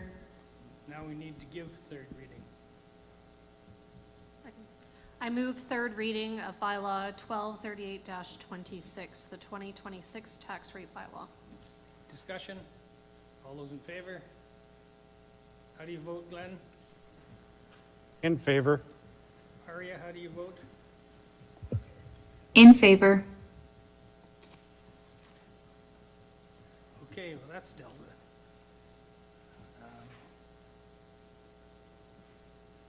Where are we at now?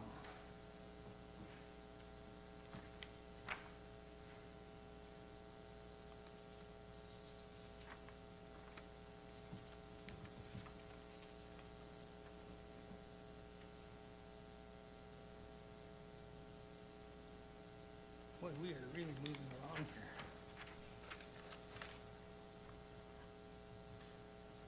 Yeah, general corporate services, scares, we just did those two. General matters, no reports there. Correspondence.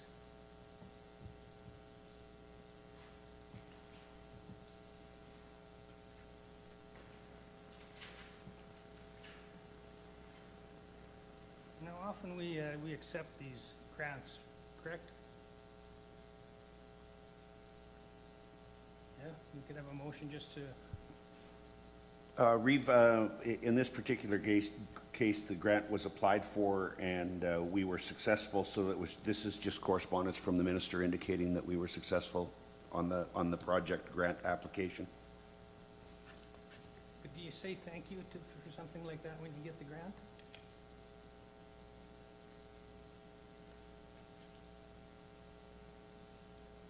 You could receive for information and thank the ministry for the support.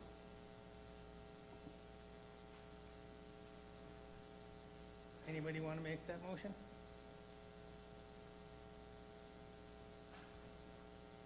Sure. Dallas? I'll move to receive the correspondence for information and thank the ministry for their support. Discussion, all those in favor? How do you vote? Then he'll send us a letter thanking him, for us thanking him. How do you vote, Arya? In favor. Glenn, how do you vote? In favor. Official greetings from Lac St. Anne.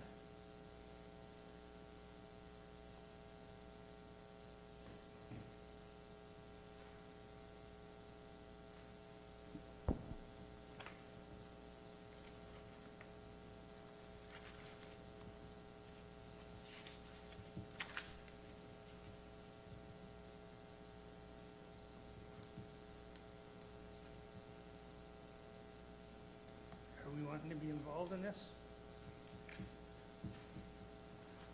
Kara? I think it was just a letter of introduction, because I believe the district captain is new. If I get a head nod. Yeah, so it's just an introduction, so we can just receive for information. So I move to receive the official greetings from the Métis District Council for information. Discussion, all those in favor? How do you vote, Glenn? In favor. How do you vote, Arya? In favor. Research Center?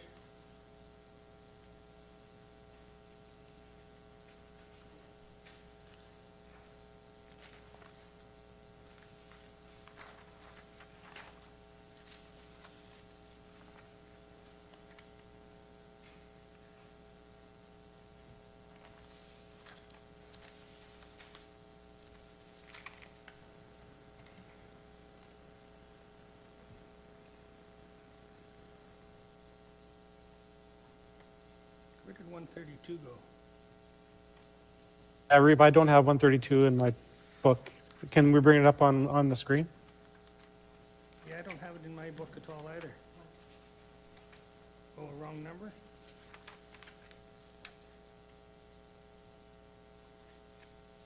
On one, they put it in 127, not 132. Thank you.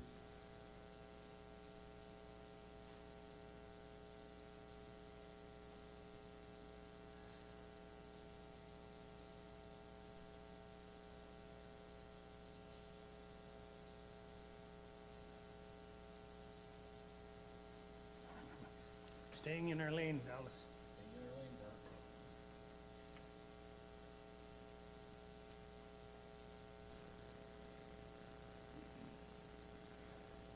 So they basically said no. That seems strange that you have a research center like the one in Pinoca. That is, what is it, 100 and some years old? That's a lot of history to throw down the drain.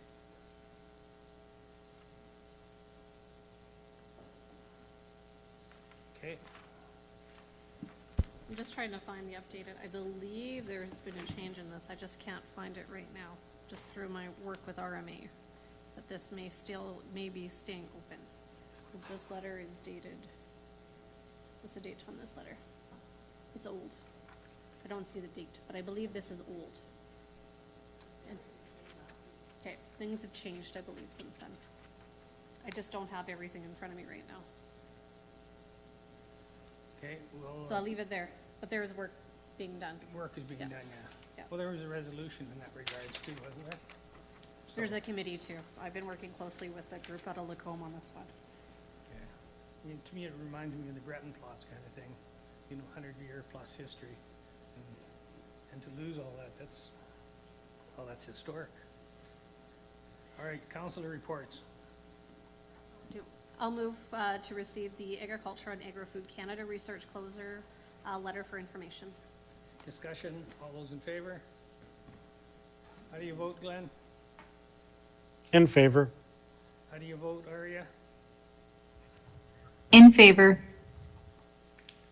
Okay, now is this the time we talk about the reports, or just accept them all for information? Okay.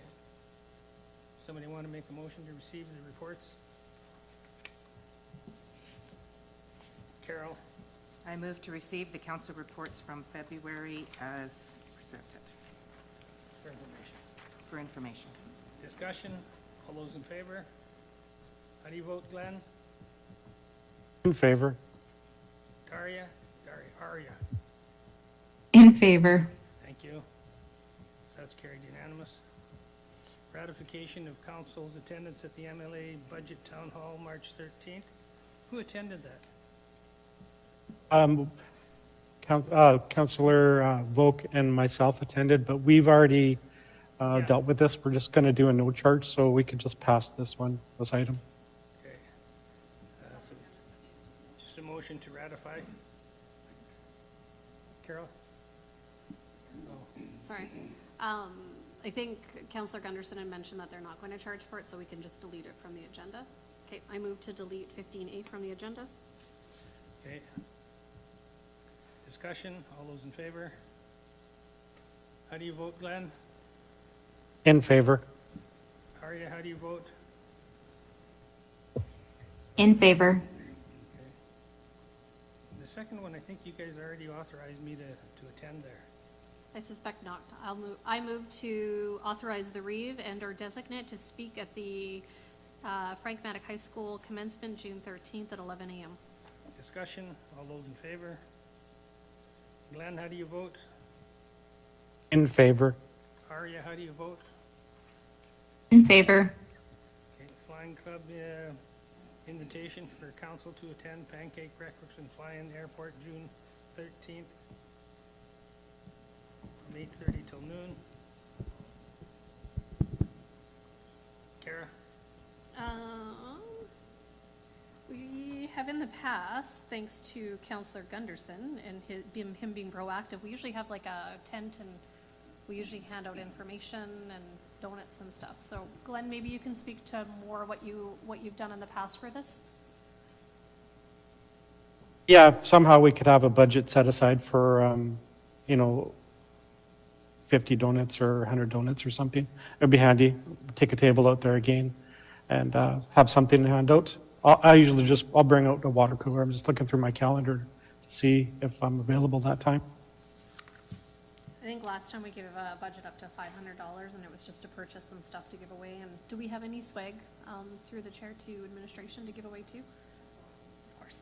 Okay, and I think just the budget was to cover like donuts and if we want to get some water, bottles of water or something. This event is very well attended. I would say probably well over 1,000 people go in and out on this day. It's very, very busy that day. So happy to support again this year. If we were to approve up to $500, which account would it come from? Colin's not here. Public councils, okay. I move to approve council's attendance at the Fly-In Pancake Breakfast at the airport June 13th, 2026, and up to $500 to purchase food and beverages to give out from council public relations budget. Discussion, all those in favor? How do you vote, Arya? In favor. Glenn, how do you vote? In favor. Roots of Resilience Charter School meeting. What are they offering for dates? I think they're asking us for dates, and do they want to come here or us to go there? I think it would make more sense for us to go there.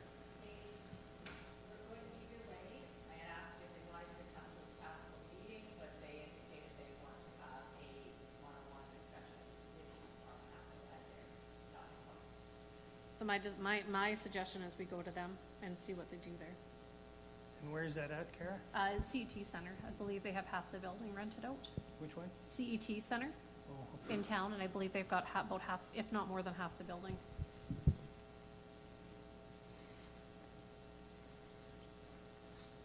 So dates, I would suspect a couple hours.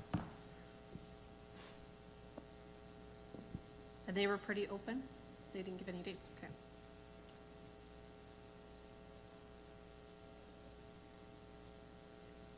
What about Monday afternoon, the 13th, because we're here for a lunch and learn anyways, and we can have lunch and then. 13th? Sorry? I got two things on the 13th. On the Oh, 13th? no, that's June 13th. No, I'm talking April 13th, next Oh, okay. Monday. Am I good, Tina? We're here at the office from 11:30 to 1:30, and then Okay. maybe 2 to 4 over there. We're all here. Does that work for everybody? If I That may. would be exceptional, yeah, 2 to 4. Go ahead, Arya. I have a YRL executive meeting that day, so I won't be able to attend the lunch and learn, so I probably wouldn't be able to make it unless it was later on in the afternoon. I could swing it. Like, what, 3 o'clock? 3 to 5? Yep, that should work.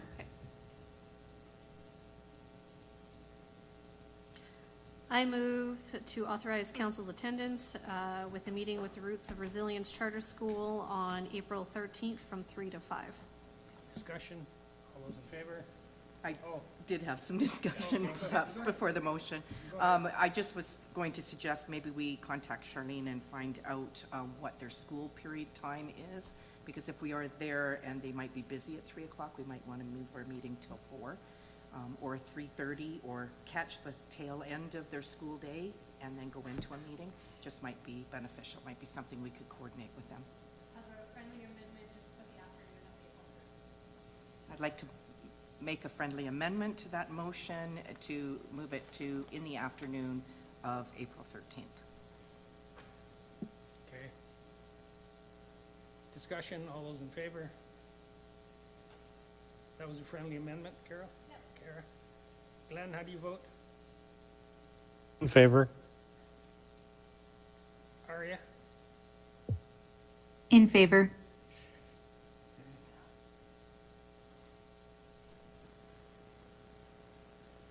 Okay. Oh, it's 11 o'clock. Okay, we'll just take a break from council here. It's 11 o'clock. It's an opportunity for people to bring forward their ideas, suggestions, and solutions, and whatever it is you're asking council to do.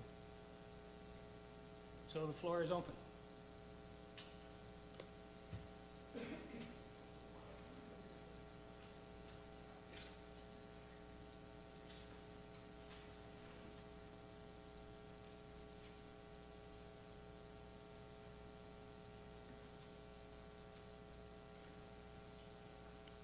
Good morning, everybody. Pete Calvert from Range Road 83.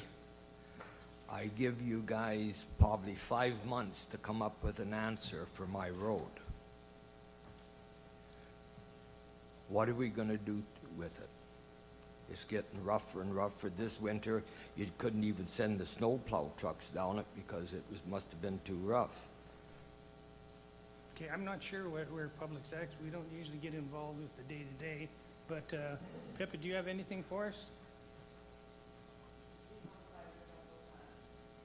It's on the 5-year capital plan? Okay.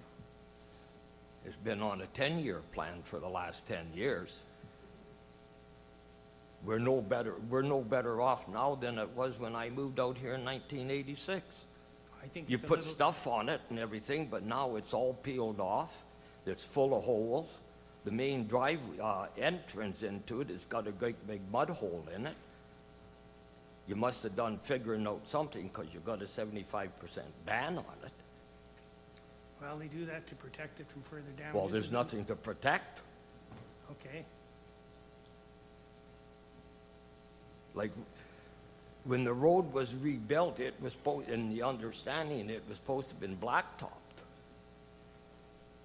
It's like, how much money have we put in this road since we rebuilt it?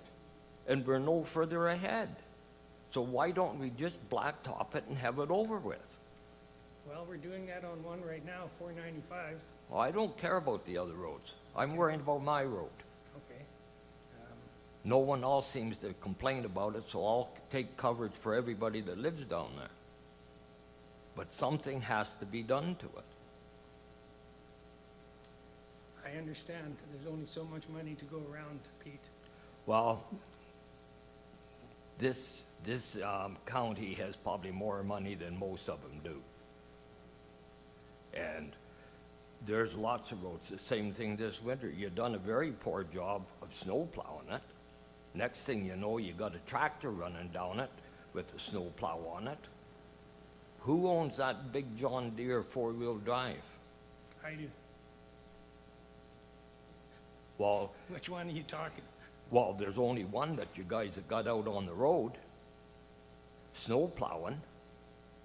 I'm Like not if the sure- guy bought a brand-new four-wheel drive and he can't afford to pay for it and he has to go to work for the MD, then maybe he shouldn't have bought it. Yeah, I'm not sure, Pete, which one you're talking about. I know we bought one or two that has a blade on it so that they can clear out the acreages and the subdivisions and things like that. Yeah, I got no problem with that, but why are they working on the main road for when we got graders?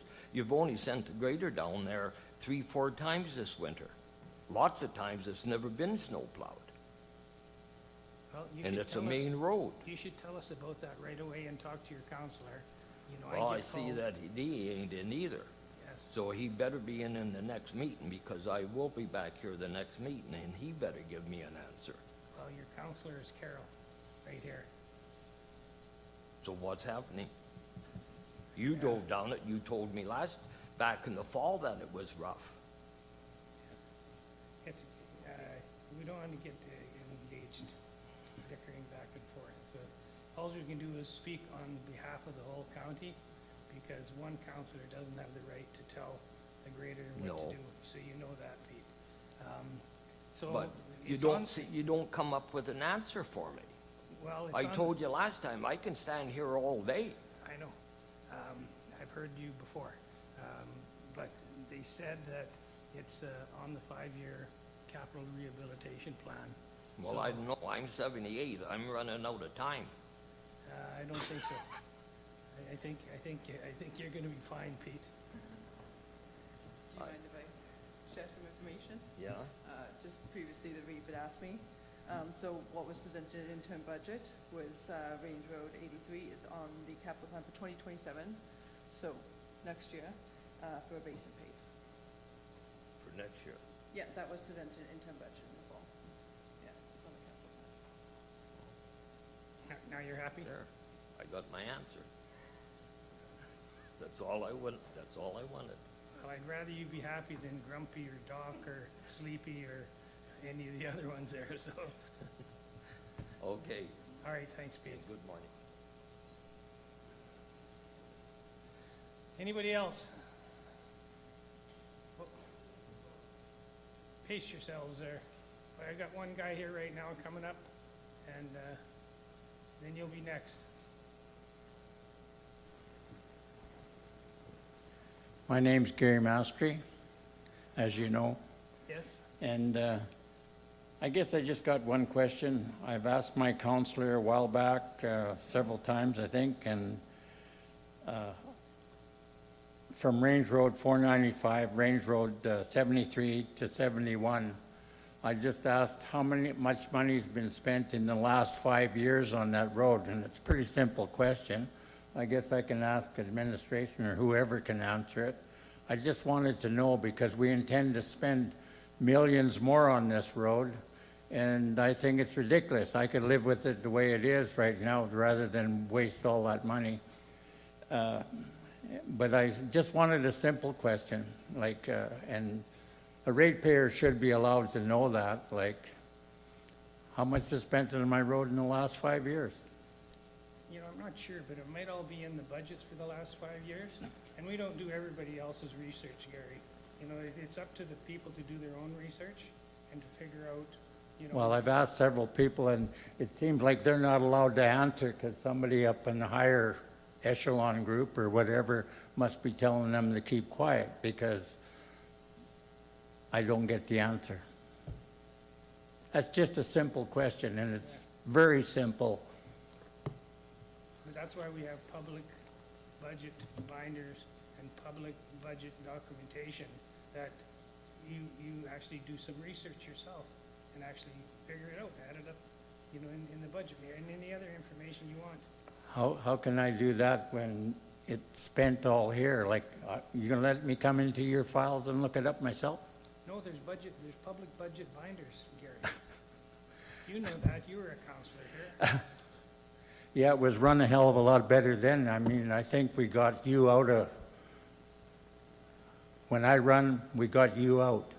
It seemed to run really well for a few years then because we got out of debt and the whole works, but right now we're going downhill in a hurry. I guess that's all I got to say unless somebody wants to lip off. No, Gary, I think you're doing a good job right now. Yeah, I'm doing a good job at that because nobody listens. Thank you. You're welcome.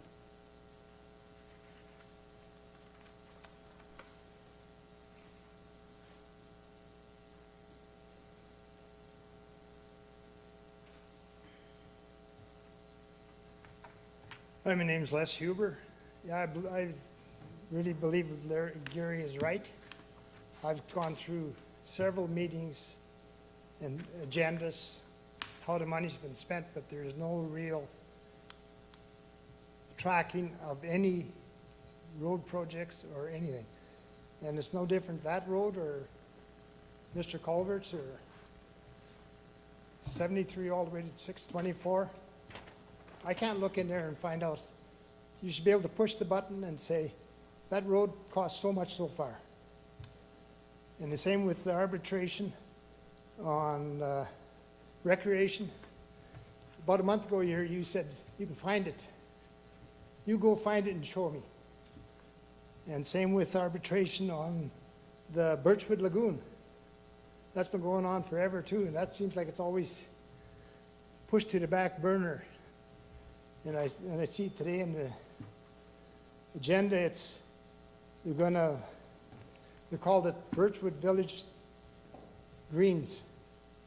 Is that meeting this afternoon about the lagoon, or are you guys doing some arbitration at the Birchwood Village Greens? We're gonna be talking about it here at the end of the agenda. Well, you should be reading your agenda maybe before you come. Isn't that what you guys are supposed to do? I'm sorry to say, but no, it's not run worth nothing. And if you can't push a button and tell me how much the road cost, I'd say on Gary's Road, the nearest I could get is $8 million, $17 million in Cynthia, probably $8 million or more on Range Road 83. How do you fix these projects now? Spend more money. Do them right or don't do them. And I think you guys got to get that through your thick skulls. We try, and the administration tries. very hard.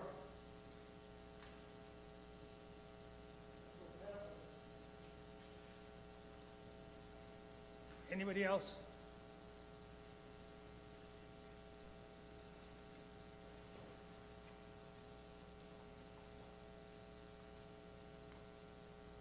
Good morning, councilors. Arnold Schmidt here from Cynthia. I have a few items I would like to update you with. A few things from the past. Very costly items that have happened to me. December 9th, I took my vehicle in, my truck, to get the winter tires put on. After 2 hours of them working on the truck, I don't get 7 kilometers down the road and the transmission cooler lines go. So that upset my balance. I had planned to get my car in for its transmission repair, so the car would be worked on during the winter, and then I would take the truck and have it done in the summer. But now it's all flipped, so there's $3,000 to fix the truck. And then my furnace goes on my house. Okay, I call up a guy up in town here. Yeah, he's got the parts. He'll be out tomorrow morning, 10 o'clock. He shows up, he doesn't get out of his truck. I go out to see him, and he's yakking on the phone with some guy. So I go like this, and he rolls his window down and says, "I don't do residential." And I said, "Did you bring the parts?" "No, I don't have the parts." I said, you told me last night you have the parts. You said you won't show up until you have the parts. And it's 20 below, I got no heat in the house. The day before, I went and bought a propane heater at UFA. I said, "Can you come and hook it up? Make sure I don't blow myself up or freeze." And he relentlessly argued some more. I said, "By the time, all this time you're arguing, you could have been in the house, got the thing running, and be down the road." And this is the kind of things I get out there. So he came in there, got it running, and away he went. I had to go and get the parts, and I still haven't got it done. So now I'm running on propane. Anyway, that's one thing. Then I get a call from Eva. She runs the motel out in Cynthia. She says, Arnold, can you come and pick up Wilma tomorrow? I said, for what? She's got to go to the hospital. Okay, so here it's 20 below. I go out, clean the van up, start the van, get Wilma in the vehicle. Eva, we head to town, and there's no fuel in the vehicle. So I had to stop in Rocky Rapids, fill it up, carry on out to Misericordia. I spent the whole night in the van because all these bums are running around the neighborhood. Okay? Wilma spent 6 hours in the waiting room with her 2 sisters. Then she finally got to see the doctor, and now I got a house that's running out of propane on the bottle. I have to head back. So I go back, and then I notice the tire is going flat on the van. So I try getting the air compressor going. I can't find the air valve, and then I have to phone up. Okay, I have to phone up Cal Tire, bring it in. They took the cover off because the cover is bolted to the rim, and they find out the tire has got, the cords are missing on the sidewall. So now I have to go and spend $500 to get them new tires. So I'm trying to help my community. And now some more bad weather is coming, and then having to go to court and face an $8,000 fine or from the county's legal department. And knowing that the weather is the biggest hazard that we all face, and the economy, which we have no control over, and the politics. I'm on a fixed income. I budget my things as accordingly, and I've got to hire people to get my house done and get the yard cleaned up. Now, I don't know where in the bylaws that it allows for the weather, the economy, all the things outside forces. But they have a fixed date that I have to have completed, and if not, my ass goes back to the court and another $1,000 court fee. It's just bleeding out of me. And it's all because of things I can't control. So I don't know what else I'm supposed to do. I asked for the council, I asked for a grader to come and move the Greater Ridge, which is all frozen and is now melting on the back alley. It's a skating rink. And Pippa comes out and she says, we'll do this, we'll do that, we'll do this on the front. And they did it, but it snows again. And then the Greater Ridge, another Greater Ridge is moving more and more into the back alley. I talked to someone else. He says, hire somebody and he'll push the snow. I said, okay. I phoned Mitch Lambert. He says, no, I ain't touching the county property. So I had to hire a guy. And he pushed all the snow in the back so I can get my vehicle, my truck with the trailer, to get all the things ready for spring. I had the blue truck hauled away to get the transmission and motor put in. I'm on a schedule. And I can't keep getting these deadlines, which the bylaw department is holding me to. So unless you have some reasonable understanding to extend it, not to what I want, but to what I can afford to do at a certain time, weather, economy, politics considered. Okay, we got another 10 people that Mr. Carney wants to bring over. Do you want another 4 years of more bullshit? Okay, so I can't do much in regards to all of the hurdles that are hitting you right now, from flat tires to weather to, snow to removal. What are you asking for from us? I'm asking the council, all you, to forego these established dates of time of completion, because the weather controls everything. I can't hire somebody and make him work in an unsafe condition. We have hazards, and the follow-up is You see a hazard, you identify it. If you can handle it yourself, you remove the hazard. If you can't, you mitigate the hazard. Like that big tree that's leaning into the back alley right by the pump house. Another thing that needs to be addressed. But it's Cynthia, you've got so many more things on the go, higher priority. You got bridge out there, Brazeau County, and Brazeau Dam. You got the road to Sunchild. You got this other bridge. We're all cash strapped by trying to peel it out of me and bust my ass and make me live on the street. The same thing's happening to you. I don't want to fight. I want some cooperation and understanding. These bylaws some are very archaic. When I first got here, I met Rita Matthews. She told me this stipulation for the home, the house, size of the house, the square footage cannot be so many blah, blah, blah, and you have to have asphalt shingles. I look across the street, there's a home that was built back in the 80s, and it has tin roof. I said, why can't I use that? Nope, that's the bylaw. Okay, now moving forward a couple years, we had a big windstorm. All the tin on the motel out in Cynthia was ripped off. The gravel was everything, and my shingles were damaged. I had to go and rip all the shingles off, get down to the sheeting. Then I had to do repairs on the wood, on the eaves, and then I had to go and get metal. That's $10,000. Had I been able to do it at the very beginning, that would have been money I could have had for the project. All these delays, all these stipulations by this, by that, are costing me. Have you written this all down? Pardon me? Have you written this all down? I've repeated it to myself. I know the facts, and I have a memory. I try to help my neighbors. No, what I'm trying to do is I want to make sure administration has heard all these concerns, and they may have some recommendations on what could be relaxed or not.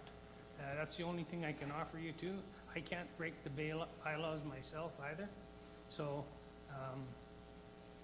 I'm just trying to get something down so that we know all the different issues and the timelines that are hurting you, and see if there's something that we can work out, is all I can offer you. Bart, I understand, and I appreciate that. But when you have a machine that worked for 10 years, and then somebody doesn't want to fix it, and then you lie their asses off to you. You have a plumber who lies his ass off to you. You know? What is it? What, do you cross that bridge of Brazeau there, and the Pembina, and now all of a sudden the brain cells go left and right? You know, I used to, wintertime come, and you'd have a snowstorm, and the county was all cleaning up all the highways and cleaning up the town. And Cynthia would not get touched because there was no time allowed. I would take my machine, I would make sure my neighborhood is clean. I had people getting stuck. I did that out of my heart because I care about my neighborhood. I care about my neighbors. I love my neighbors. And I care about the county. But every time I turn around, it's someone picking their finger at me. Do they come and talk to me? No. Now, I care about all of you. I really do. I hope you understand that. But I have a budget to live by, as do you. Correct. Okay? This is my neighbor. Hi, everybody. You can pull the microphone down a little closer to your mouth there, then I can. Thanks. I'm Ellie Tremblay, and I live next door to Arnold. And I'm just kind of here to talk to you a little bit about his character. And poor Arnold, like I keep telling him, Reader's Digest version, but he does get going on. He does have a lot of issues that are blocking his progress, and one of them is health, for sure. Another is finances.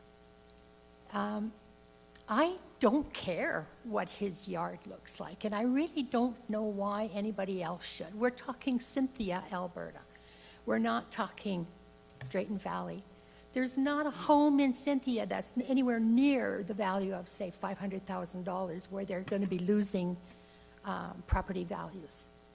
Just live happily. Just live next door to one another and quit picking on him. Like, he needs more time, for sure. And that's all I'm here to ask for is I'll help him with getting things written down. and to the council. I'll help him with that.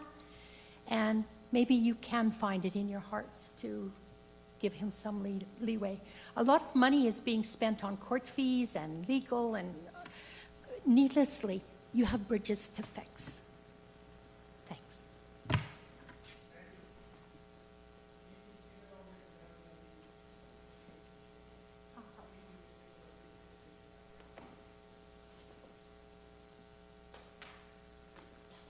Partner.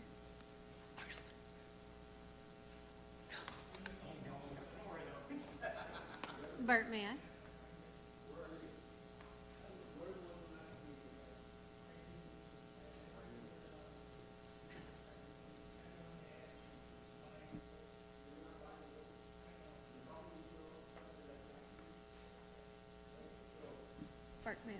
Bart, may I, while he's handing them out, I just have a question through the chair to administration. This is before the courts now, so council can't even intervene at all at this point. I believe this is in the court system now. Because it's been 30 plus years. Through the chair to Councillor Westerland, that is correct. This went to the courts and it's a court order now.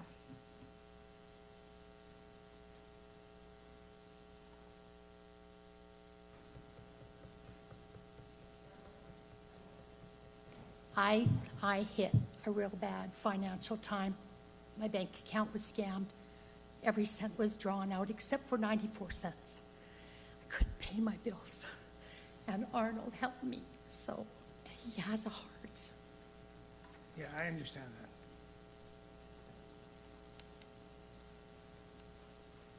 Love you guys.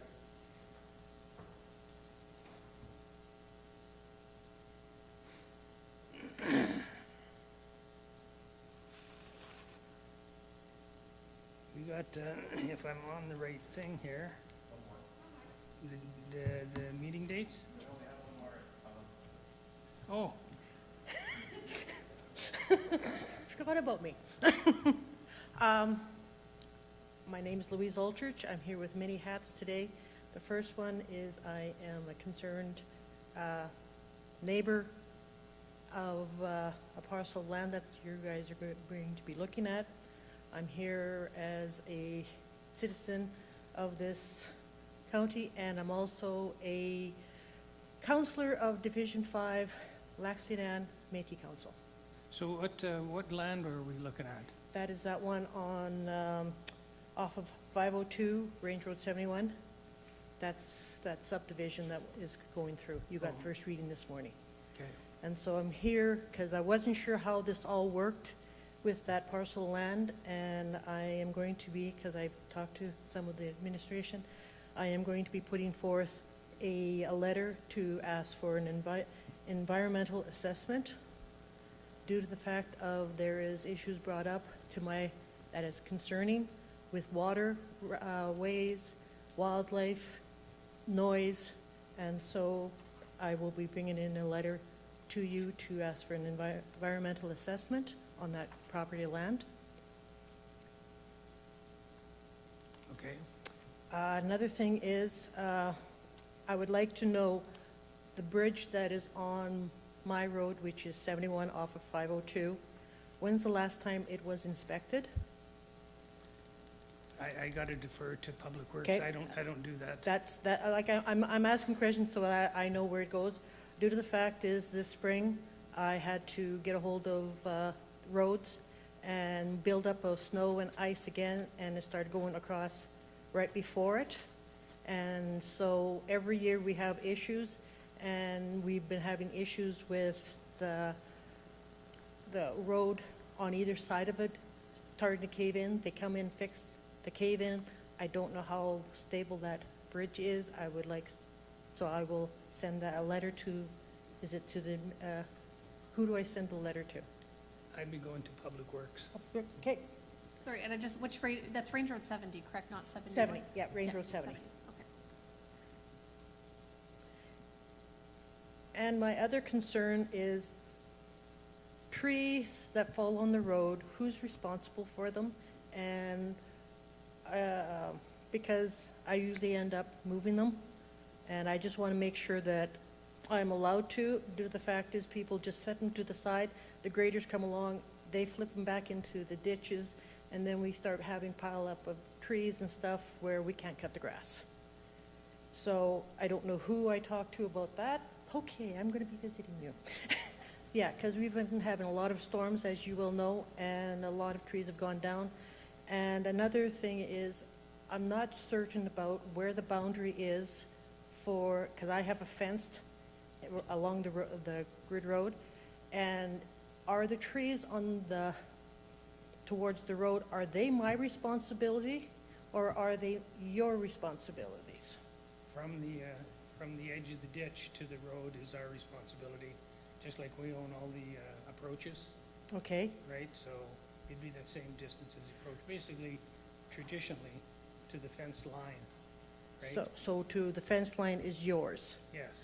So that is where all the trees that are going over are in, so that's why I'm just asking who's responsible for, Yeah, you gotta identify them and so that we're not driving all over the county looking for these spots. You just gotta mark on a map and send that in and say, can this be addressed, can it be fixed? You know, and just go from that way there. That way we have 7,200 inspectors instead of just somebody driving around. yeah, I get that. So that's, like I said, because our road lately, there's a lot of trees that have gone over. The grader comes along and just knocks them off and down into the ditches, and the ditches are getting full. So that's why I'm just asking who is in charge of doing the tree removal. Yeah, I would probably think from a logical point of view, if a grader's going down there, it's easy for him just to get it off of the shoulder of the road and then do a fix-up afterwards, because for some reason, I'll be driving down the road and all the trashy trees have been removed. So I think it's a matter of time, and it's just not really good working weather with all the snow and the freezing and that sort of stuff. So there's some things that just take a little longer than others. Okay, like I said, I just wanted to know, because I keep removing them, but I don't want to put myself in danger out on the road, because, yeah, we have some idiot drivers on our, as most areas go. So, thank you. Thanks, Louise. Okay.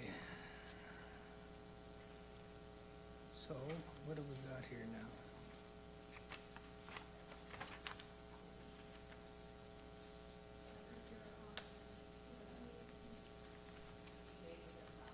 We got 16A, we haven't dealt, that's closed session, though.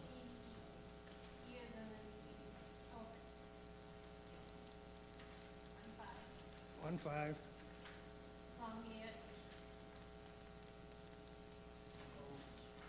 Oh, it's on the additions here. Joint town.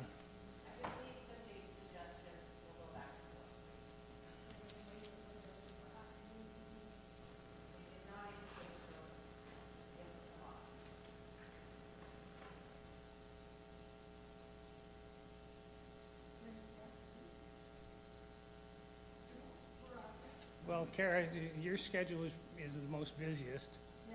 What have you got? What have you got for openings and Next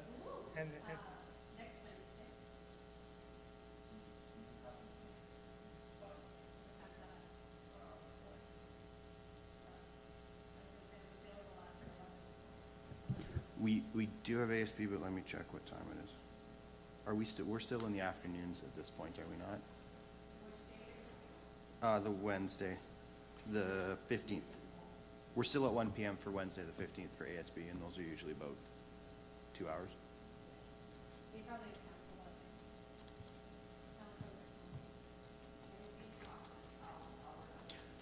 April 20th in the morning. I just go by Tina. I don't have my calendar. My computer's not here right now. I know we skipped over the WRSD meeting. Is there a chance that we could connect these dots?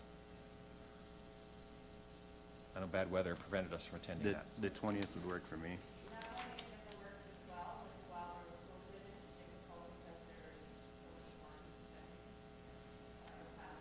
think we've got enough Christmas with the family right. Just say numbers and Tina will check. So I got the morning of April 20th. 20th.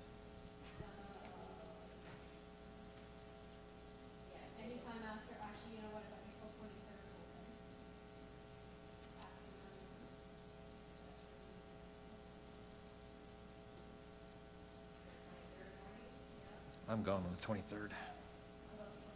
23rd, 24th, and 22nd, 23rd, 24th. You're gone? Yeah, I'm gone. Okay, so You let's don't go need me, beyond, though. let's go beyond that. Next week, Yeah. Or I could do the April 27th, anytime after 10. And then it's for throw in calendar. Are you available on the 27th? I am. Am I, Gina? Yes. Okay, I am not, I'm at. We have a joint recreation board in the afternoon, starting at 1 o'clock, so if we did the meeting in the morning, that might work out okay for us. I'm in conference at the CPAA on Monday. It starts Monday, Tuesday, Wednesday. One more, May 1st. I'm hoping all day May 1st. May 1st is a Friday, and I have there's a golf tournament meeting on at 11:30. Guess we just can't do it. And then May 4th, how's your May 4th, Dallas?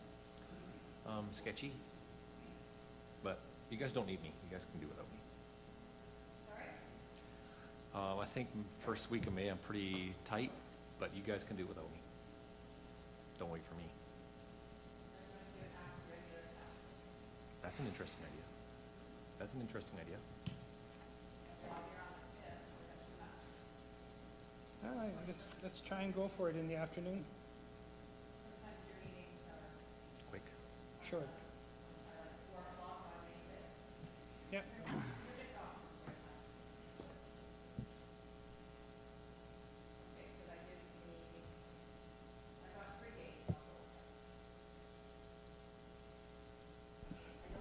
You're good? To authorize council's attendance, I won't set the date.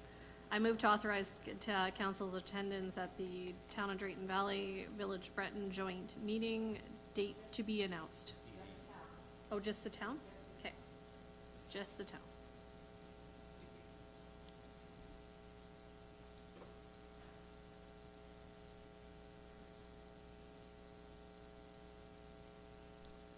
Okay, somebody want to make that in the form of a motion? We get that one under. Huh? Oh, you made that a motion. Okay, all those in favor? How do you vote, Glenn? In favor. Aria? In favor. Okay. Now we got,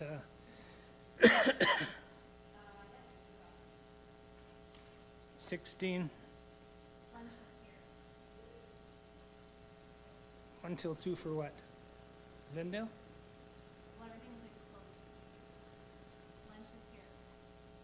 Oh, okay, so we just got all of 16, so. Do you guys want to? So we'll just go eat?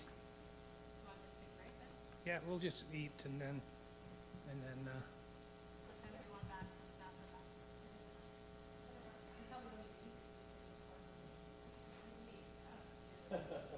We need you. How long are we breaking so staff know when to be back, Mark? 40 minutes. what's that? How long are we breaking so staff?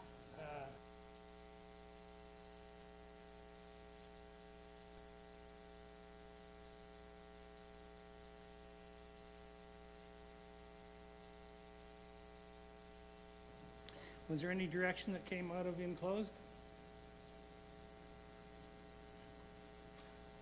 Okay, I'll take a swing at that one.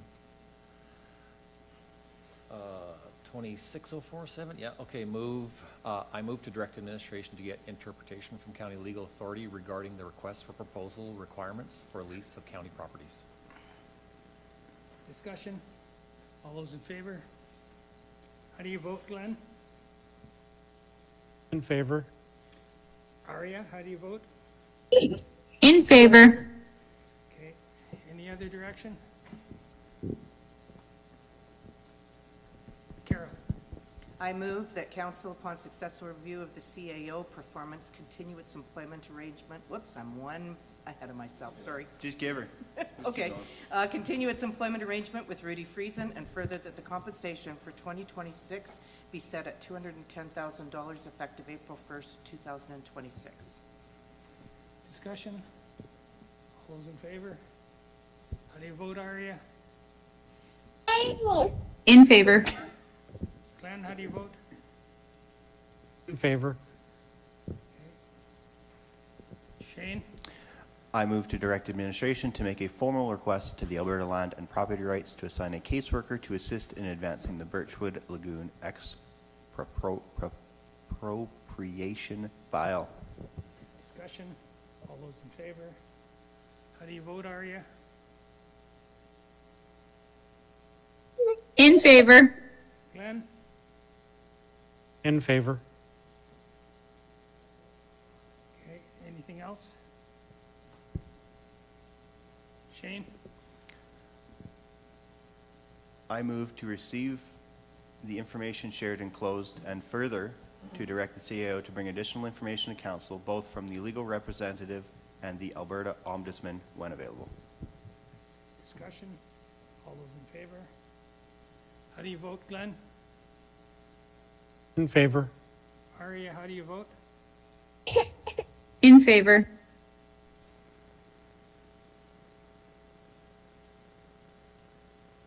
Alice? Oh, that was your motion?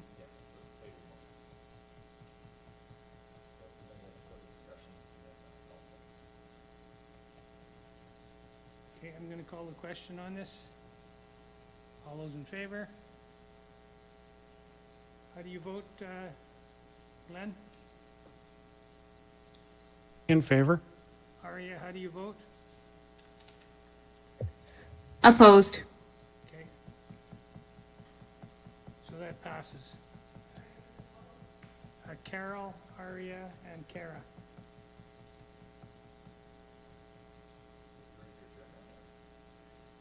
I have no other business.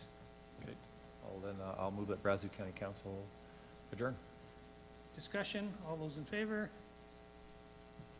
How do you vote, Glenn? In favor. Aria, how do you vote?